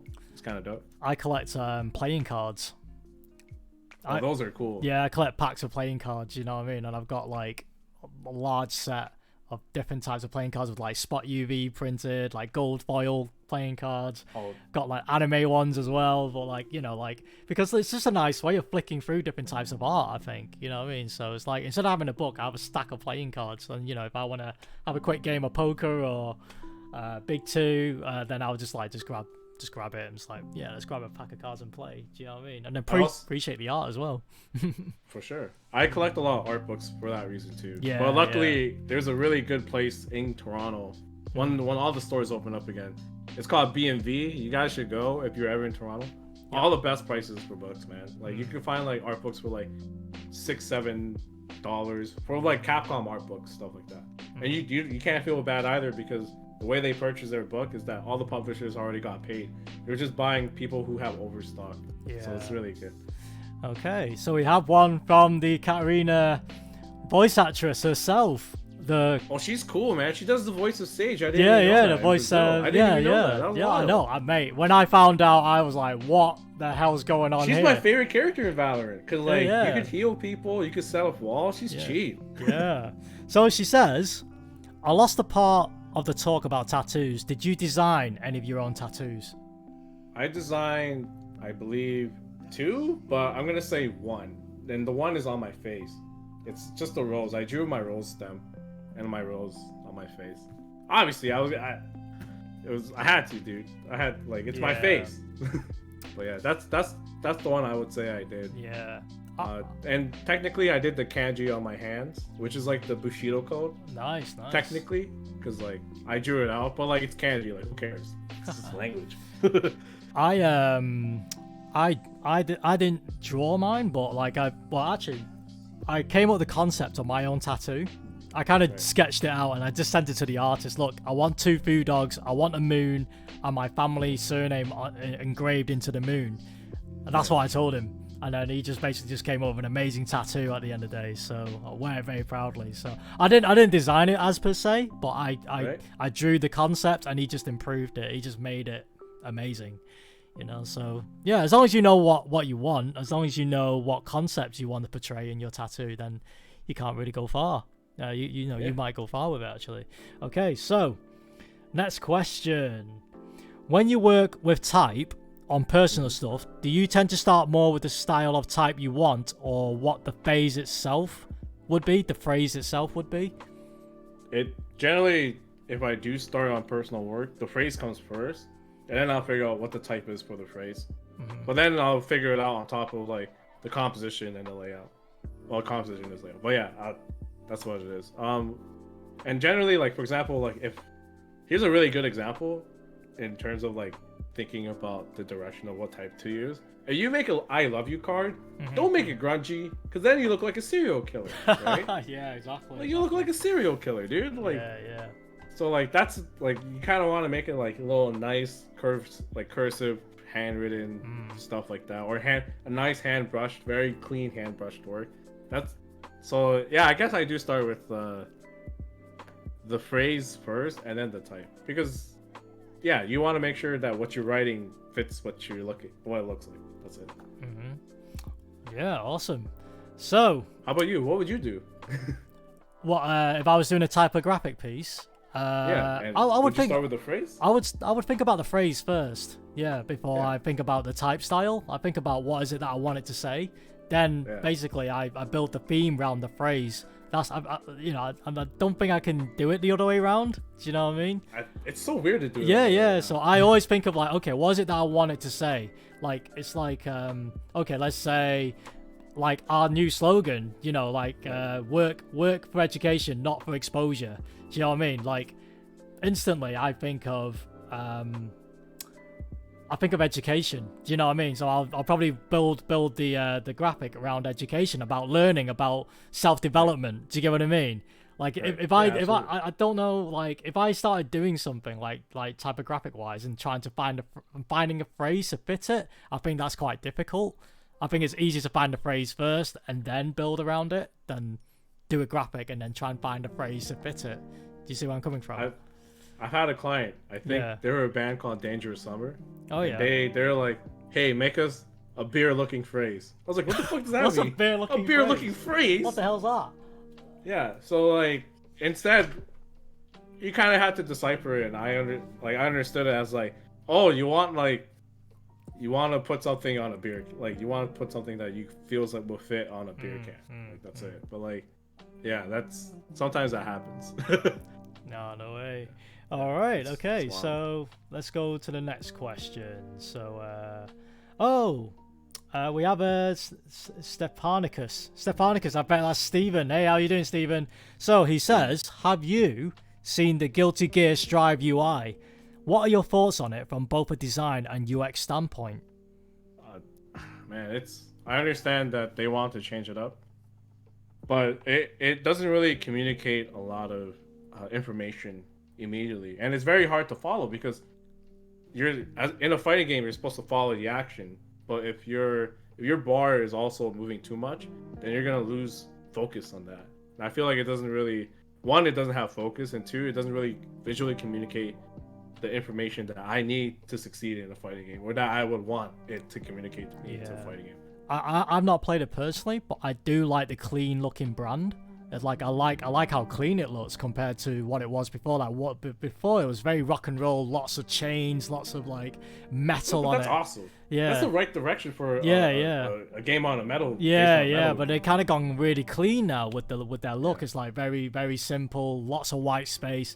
It's a very different direction. I quite like it, but it's but I like change. But I don't know. I mean, I've not played the game personally, so I can't give a UX standpoint. But from a visual standpoint, it seems nice. But I heard the usability in the game menu. I heard it was quite terrible. I don't know, but that's what some people have told me. They told me the usability in the actual game itself was quite bad. It was quite hard to navigate through stuff. But I can't comment because I've not played it. I hope that answers your question. Next one. I think you missed SPD's question too. SPD, has he asked another one? Oh, here we go. So both of you, what keeps you motivated, and have you ever had a period of time where you lost the spark and hate your output? Oh man, it's when you work in house, you're gonna have those periods where man, it's pretty trash. like the work you're doing is like, oh man, I'm just changing text again. Oh no. Right? At that point, there's a few ways you can approach it. The two ways that I've approached it, and in my experience, is either I come up with I create more work for myself by making a new art direction for what I have to do, or I just plow through it, because sometimes motivation will always come and go, but dedication is what keeps you staying, right? You have to be dedicated, even through the bad times, because at the end of the day, I do this for a living. If I don't do this, I'm not getting my bills paid. So I have to stay dedicated. Yeah. And that's what, most of the time, that's what really motivates me to get through the bad work. And you will make bad work. You will. Like, especially when you work in-house and you need something quickly done, you're going to do some work that you're not proud of. Yeah, exactly. But that's how I stay motivated. Well, dedicated, not motivated. Motivation will come and go, like I said. Yeah. I'll see something cool, I'll try and make it, then they'll go away. But dedication is what keeps me disciplined as a designer. I think I can answer that question too. You know, like, I mean, I love what I do. It's my bread and butter. It's how I make a living, and it's what keeps me. You know, it determines who I am. You know, like it's my niche. Basically, like, the reason why I love doing what I'm doing is because I know out there's loads of great content creators. There's loads of great pro players. I tried to make it being pro, you know, tried to be a pro Tekken player, but there's so many pro Tekken players. There's so many content creators out there. But what's different about me? Oh, you know, I'm great at design. You know, I have a passion for design. How do I combine the two? So that, I think I built my motivation through the people, and the people in the Discord channel, the people through the FGC. It's like seeing so many like-minded creators makes me motivated. I'm learning so much from you guys.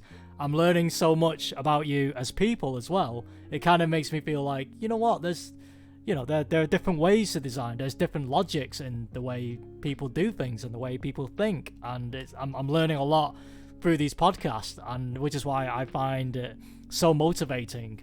I'm so motivated right now to keep distributing this kind of content. And yes, of course, I've lost motivation. I lost motivation at work a lot of times, especially when you think you do something awesome, but then you have stakeholders that just don't agree with it and say, no, I don't agree with it. I don't think it works for us. And it's like, oh, is it my fault? What did I do wrong? You know what I mean? I thought I had a winner. Do you know what I mean? But you just got to look back at it and think, you know what? There's no harm in trying again. I just got to keep trying until everyone's happy.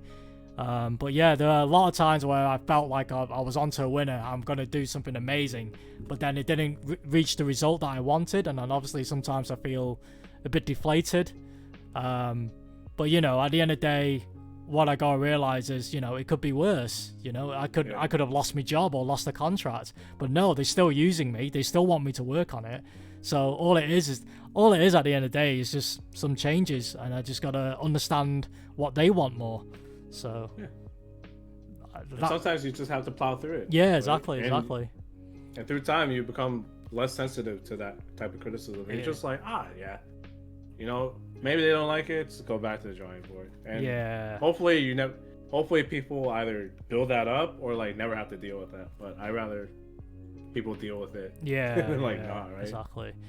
And one thing I have to say is like seeing everyone's work on the Discord channel is amazing, because I'm seeing so many different techniques. Like ASAP Marco posted like a cartoon sort of effect on his Tekken characters. I was like, how'd you do that? And he's like, and he showed me how to do it. And I'm like, cool, I'm gonna try and learn how to do that. And it's like everyone's sort of helping each other. It's probably one of the most positive Discord channels that I'm in.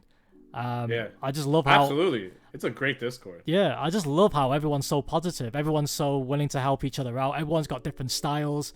Everyone brings something different to the table, and I love it. Right. Absolutely. Let's move on to the next question. Let's see. I just want to make sure I don't miss anyone off.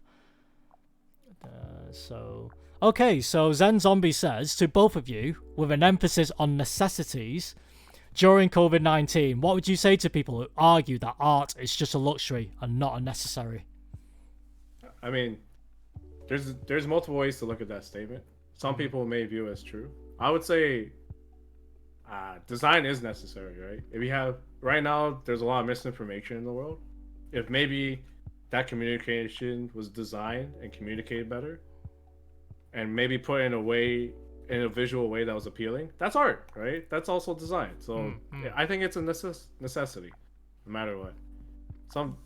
Sometimes a lot of people are visual learners. They don't like reading a lot.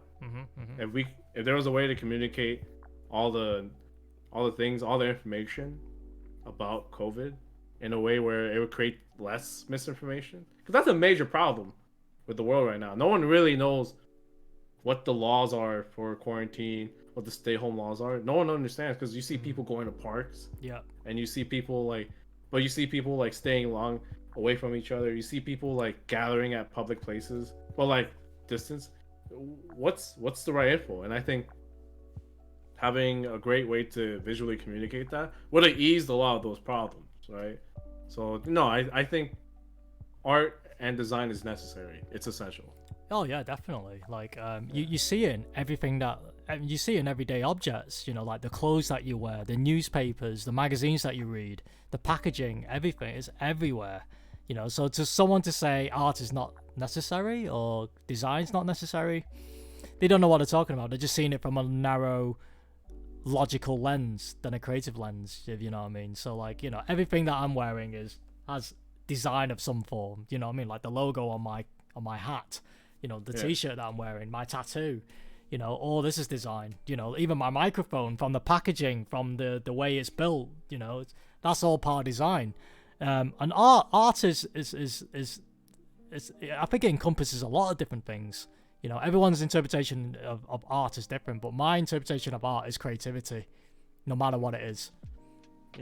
Yeah. It could be dancing. Dancing's an art form. Kung Fu's an art form. Entertainment is an art form. Entertainment, yeah, exactly. And that's deemed essential if you're in Florida. Yeah, games is an art form. Going on Twitch is an art form, because, you know, the interface, the UI on Twitch and everything, you know what I mean? Like your social presence on your online channels, it's all an art form. So even social media, exactly. You can approach it in an artistic way, right? You can post like dope art all the time. You could do that. Yeah, even the clothes that you wear, because you're pretty much aesthetically dressing yourself. You're the one designing how you look on that particular day. So if anyone says art is not a necessity, I call bullshit, to be honest with you. So they don't know what they're saying, to be honest with you. Hold on, I want to nail this. Absolute bollocks. Yeah, nice one. Oh man, teach me something American, man. I don't know, man. It's a lot of fuck yous and my freedom. Yeah. I guess I'm Canadian. I guess we don't say that. Oh, teach me something Canadian. I don't know. Just say sorry a lot, dude. Every time you do something. Sorry. Right. Okay. So the next question. Let's see. Yeah, it's iffy. Oh no questions. I think everyone's just talking about Yeah, just talking about Guilty Gear, about It how should be metal, dude. That's the brand. The branding Yeah, is yeah. like a metal rock band, right? Yeah, And on yeah. top of that, it's very. You don't even know where the risk gauge is. Yeah, the The lobby's a combo disaster. Yeah, prefer the metal when look. Yeah. when combos pop up on the screen, it's very distracting. Like Mm-hmm. because it actually takes up half the screen. There's a lot of like visual issues I have with it. Like on top of the art direction being completely wrong for the game, Mm-hmm. or in my opinion, doesn't suit what the game's heritage is. It's kind of like but it's tough because they wanted to create something different, and they've definitely achieved that. But people don't like change. I agree. And I think that's it for the questions tonight. Let me double check if there's any more. Just make sure. Oh, what informed your design?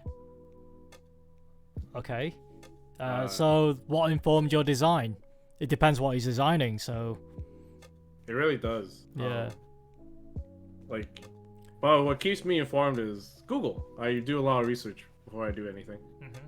I made references. I do a lot of Googling, and sometimes like it's a lot of like introspective work too when I do a lot of design. So after I do my market research, I go, how do I feel about this brand? For example, I did work recently for an esport agency for my lawyer, right? And I'm rebranding it. And one of the things I want to understand is like, what is this agency about? And it was mostly about like gathering and creating exciting content, right? So when I create this rebrand, I want to like make sure that what I made was exciting. It felt exciting because that's when I hear the name, it was pretty exciting. So that's kind of like my philosophy is mostly a lot of research and a lot of introspective emotional thinking. So that's what I do. And then after that, I go, cool, I'll nail it. Let's go nail that direction. Let's go nail that like artwork. So that's how I would approach it. Yeah, I'm pretty much the same. Like for me to my design philosophy is understand the problem I'm trying to solve. Like if it's like something like a banner or something like a Twitter banner, then it's not really much of a problem. That's just basically just trying to give someone, tell me tell me your character. Yeah, okay, your character name, boom, bit of nice graphics, bit of nice background, done. But like if I'm actually having to solve a business problem, then yeah, I want to understand what is it they're trying to achieve, what their goal is. Also do a bit of research in terms of the business, in terms of the competitors, the market, and that before I go into design, because sometimes I feel people jump into the computer very, very quickly without understanding what the problem is. Because, and as I said to Falcon, I have this thing called pixel paranoia. Music has changed. Bear with me a second. Okay. Yeah, the music just went straight to rock and roll. Anyway, so like I was saying, I don't like jumping straight to the computer. I like to take my time to draw. I draw and plan out what is it that I'm trying to do, understand the problem, like write down all the things that I need before I jump into the computer, because I think the easiest thing to do is jump into the computer and then just push pixels around, and then you're just going to be stuck in this tunnel vision of trying to create something pixel perfect, when really it should be freeforming. I think, let your mind flow a little bit before you jump into the computer. So I have a question for you actually, Shen. Yeah, go for it. Throughout this podcast we talked about problem solving as a design skill. Now for a lot of our new designers, I don't think they understand what the problem they're trying to solve or what type of problem that they're encountering. Yes. Because right now a lot of our designers in the FGC, they're just trying to solve the problem of making things look good. Yeah. So what are some of the problems that you encountered in your professional life? And let's hear how you solve them too. Problems that I encountered in my professional life, you're saying? Yeah. Like in terms of clients, or do you mean like in my design process? In terms of clients, because a lot of times the problems you're solving are from the client. Yeah. So it depends what who the client is, I suppose. Like if the client has asked me to rebrand something, for example, right. Like I think a typical brief would be like, hey Ez, I want you to rebrand my business because I don't like my logo, it's shit. And, right. And then for me, like I think the trap I could fall into is like just go away, look at their old logo and do something nice and better. But then again, I would like to try and understand, where is this logo going? Where is this logo going to be placed? How is this logo going to be applied? What is it they're trying to achieve on their business? Do you know what I mean? Like, what is it? What is it that's not doing so well? So I try to understand the business a little bit more and try to understand my client a bit more before I go into, go into any design work. I do a lot of research, I would say, or a lot of theory before I do any type of work. Like for an esport company, or for for a client that just wants a banner, you don't really need to delve too much into it, because all they want is like, I want something to look good. Throw it up. Yeah, just fill up my Twitter banner, look good. But for something like this, like a proper meaty project, then I would like to know what is it they're trying to achieve as a business, and what is their desired outcome, and how can I help to achieve that? What is it they want from me to achieve their desired outcome? And then I'll try and assist in any way that I can, from a business point of view, but also from a design point of view as well. So, but I think that's something that comes with experience and comes with time. It's not something that you can instantly know, because when I first started in design, I had no idea about business. I just literally just said, yeah, I'll just do your logo, $50, cool, that's it. Do you know what I mean? And then and then the next thing I see, like probably 2 months later, oh, they replaced it. They gone for someone better, someone more professional, that has like brand guidelines, clear application, stricter hex values and Pantone colors and stuff like that. I didn't do any of that shit. I just gave them a logo. Do you know what I mean? Yeah. But when I looked at the documentation of the logo and everything, I was like, shit, this is the stuff that I really need to get my head around. And I didn't understand any of this stuff at the time. Right. At the time, all I did was like, here's your logo. Here's some colors I selected. But like when I started looking at documentation, style guides, component libraries of businesses, I started looking at things in a totally different way. Like, it's like if someone was to take your work or to take your logo and apply it to something else, how do we make sure that they're going to apply it in the right way, rather than just sticking your logo onto some random object? You get what I mean? And these style guides and these component libraries, they define that, and it's like the rule sets of their brand was so well defined. I kind of learned branding from doing that, from reading people's style guides and brand guidelines, and that's how it evolved me as a designer, and learning why they came up with these concepts, what problem it's solving, and how is it going to be used in the long term? Because a logo, you want it to last for a lifetime, right? You don't want it just to be like a 2-week thing. You want it to be a lifetime thing. And I never really understood that until I started delving into these documents and these style guides and these component libraries, and it really helps me build a bigger understanding of what branding truly is. Does that answer your question? Absolutely. That's because you just literally solved a problem, and you just showed how you approached it. Yeah. Oh, we have Fazd who asked a question. So, what is the FGC style? How do you define it, or just thoughts? There's a bit of stereotyping, the esports style, folding arms. I mean, not necessarily FGC style. It's just a really common esport look, is like having like a dark background with like a color tone in it, and then a gradient color tone, and then maybe having like a geometric shape of that color, and then having like a sans serif font in like a lighter color, or like a slight gradient color in it. Mm-hmm. Like that's very successful, because you can like easily communicate stuff like that. Mm-hmm. Like you can easily communicate the brand stands out really easily that way. But it's not an interesting way to solve a problem. It's just a very common way to solve a problem. Mm-hmm. That's why it's a very common look. So yeah, I agree. Like I see a lot of esports like using this kind of grungy look. Do you know what I mean? Like grungy backgrounds, lots of textures, and I see lots of grungy type as well. But I started seeing like a lot of like Evil Geniuses. They completely revamped. So they've now gone for a really clean aesthetic. Do you know what I mean? So like I feel like they have a good art director. Yeah. I feel like they are steering more towards like 100 Thieves. Like 100 Thieves has got this really clean fashion aesthetic look compared to other brands. Like I've seen a lot of esport brands that use like mascots, you know what I mean? Like, you know, like a big eagle, mascot. You know, I'm gonna sound really controversial here, but I fucking hate them. I hate mascot logos. I think they look daft. Do you know what I mean?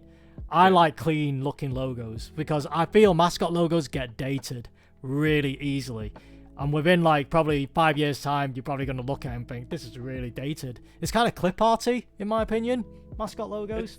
It's a bit clip arty. The thing is like, that's the thing. A mascot logo versus an icon is two completely different things. Yeah, right? yeah. Like the Ferrari logo has an animal in it, but it's not a mascot. It's an icon, right? Yeah. It's just the shape of the animal. Whereas like a mascot is like, you literally see the animal really defined and stuff. It's kind of not really. Yeah, it's not my thing. But you know, if people like it, fair enough. But this is just my opinion, by the way, guys. You know, don't take my opinion as gospel and say like, oh, Shen says mascot logos are shit. They are shit. It's just my opinion. I personally don't like them. I feel they're a bit dated and a bit out. You know, bit clip arty. But that's just my opinion. Okay, so I've got a question actually. For Shen, so when you were designing stuff for Booking.com, can you share what you were working on, what consideration you were making? Unfortunately, I can't share that kind of work because I signed an NDA. I'm not allowed to show any of that stuff. However, what I can say is that I make a lot of decisions in terms of like what the user experience should be. I define that. I define how a feature should behave. What I expect users to do. I do a lot of user research in terms of like, what is generating conversion, what is not, what is causing bounce rates on our website, what is actually making customers not convert and stuff like that. So I look into stuff like that. I look into the behaviors, click-through rates and stuff like that, and I literally define what the features look like. So I also work on like the component library, which is basically like, the UI and stuff like that, and how that gets distributed to the wider design team. So I look into stuff like that as well. But I mean, unfortunately, because I'm still working for Booking.com, I cannot reveal any of that stuff. But I can tell you the stuff that I've been working on, and that's the stuff I've been working on. I hope that answers your question. All right. Let's see what the next question is. Well, side note, that's the thing. Like, what you do when you're a designer, you have to understand behaviors, even in like marketing, and you're gonna get hit with a lot of like analytics like that. And you have to learn how to read it, how to like either raise that number or lower that number. Okay, so 7Dre asks you, how many bison dollars do you need for you to do my site? I think he's asking you because I'm not the UI guy. I'm a marketing guy. What to do your website? Let's DM me. We'll talk then. Just DM me, innit? Dre's my boy. He's a cool dude. He has a really high level understanding of coding and a bit of UI UX experience. He's a cool dude. Awesome, love that guy. Awesome, man. Awesome. Okay, so Zen Zombie. Right, so we're gonna make this the last question, then we'll call it a night. So I'm sorry for holding you up, Drew.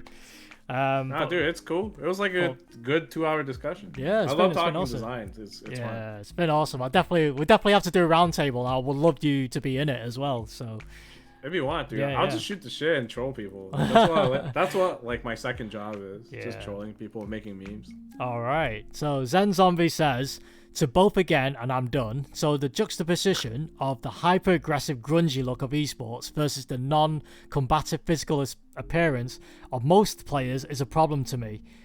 What's some solutions to that? So if I was an art director, because that's my style, right? I love grunge. look at me, dude. Like, I'm an edgelord, so I love that grunge texture feel. Yeah. And the thing is like my solution to that is you have to create a composition that doesn't just feature the player, right? Mm-hmm. Because more often than not in esports, the action will be done through the character model. Yeah. So for example, let's say if I was doing an ad for Momochi, right?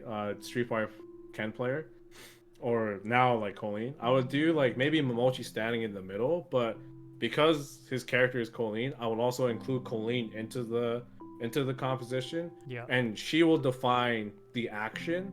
That way the grunge will suit the compositions or suit the vibe. Because at the end of the day, we're video games players, man. We're not like that style of grunge is actually very inspired from sports. Sports look are often grungy. They're like maybe a splash of color. Like and that's UFC because as they're well. dynamic. They're doing something dynamic. Yeah. And unfortunately, esports play, we sit down, we play the game. So our dynamic element is through our character, the vessel that we choose to control. So that's I'll focus more on the conversation on that, right? Which is why you see that same style work really well. Yeah. With like video game characters. Yeah. And it doesn't look corny, and it looks appropriate. That's the thing. You want to make sure that the look is appropriate. So that's how I would approach it. Yeah. I mean, like, it depends what game you're designing for. So, like, for example, like Tekken has got loads of lights in it. You know, when you hit someone, there's like all these lighting effects and stuff like that. And for me, when I do design work for Tekken, I like to take some of those influences into my work. You know, because obviously Tekken is a lot of bright lights in it. There's a lot of like really outrageous stages. I want to bring some of that attitude into the artwork that I do. You know what I mean? So it represents that game well.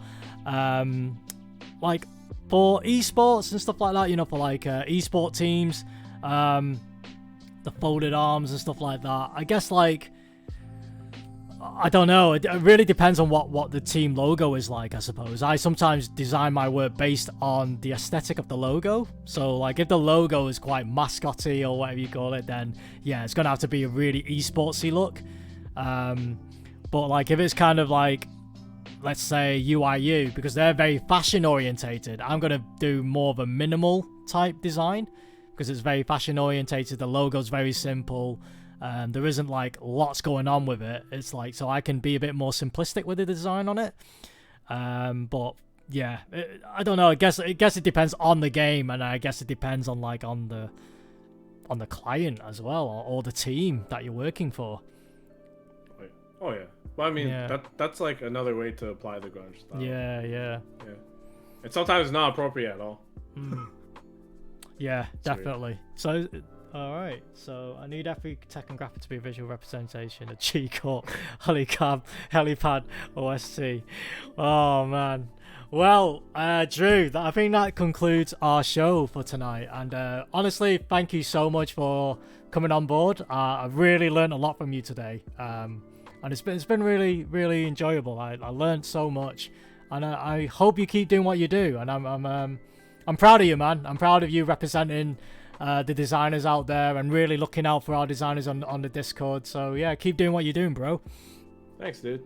And you too, man. You're doing a good thing by using your platform for other designers to showcase their stuff. So thank you for that. Yeah, and most of all, thank you. Yeah, you're welcome, bro.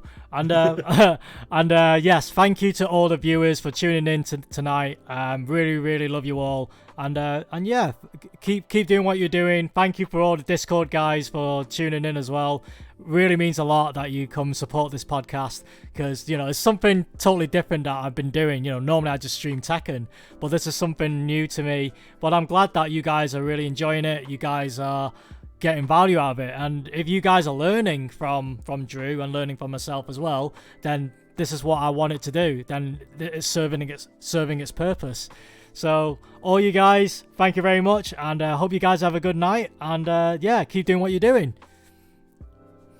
And that's us for tonight. And thank you very much, Drew. You take care of yourself, bro. You too, bro. Peace. All right. Peace.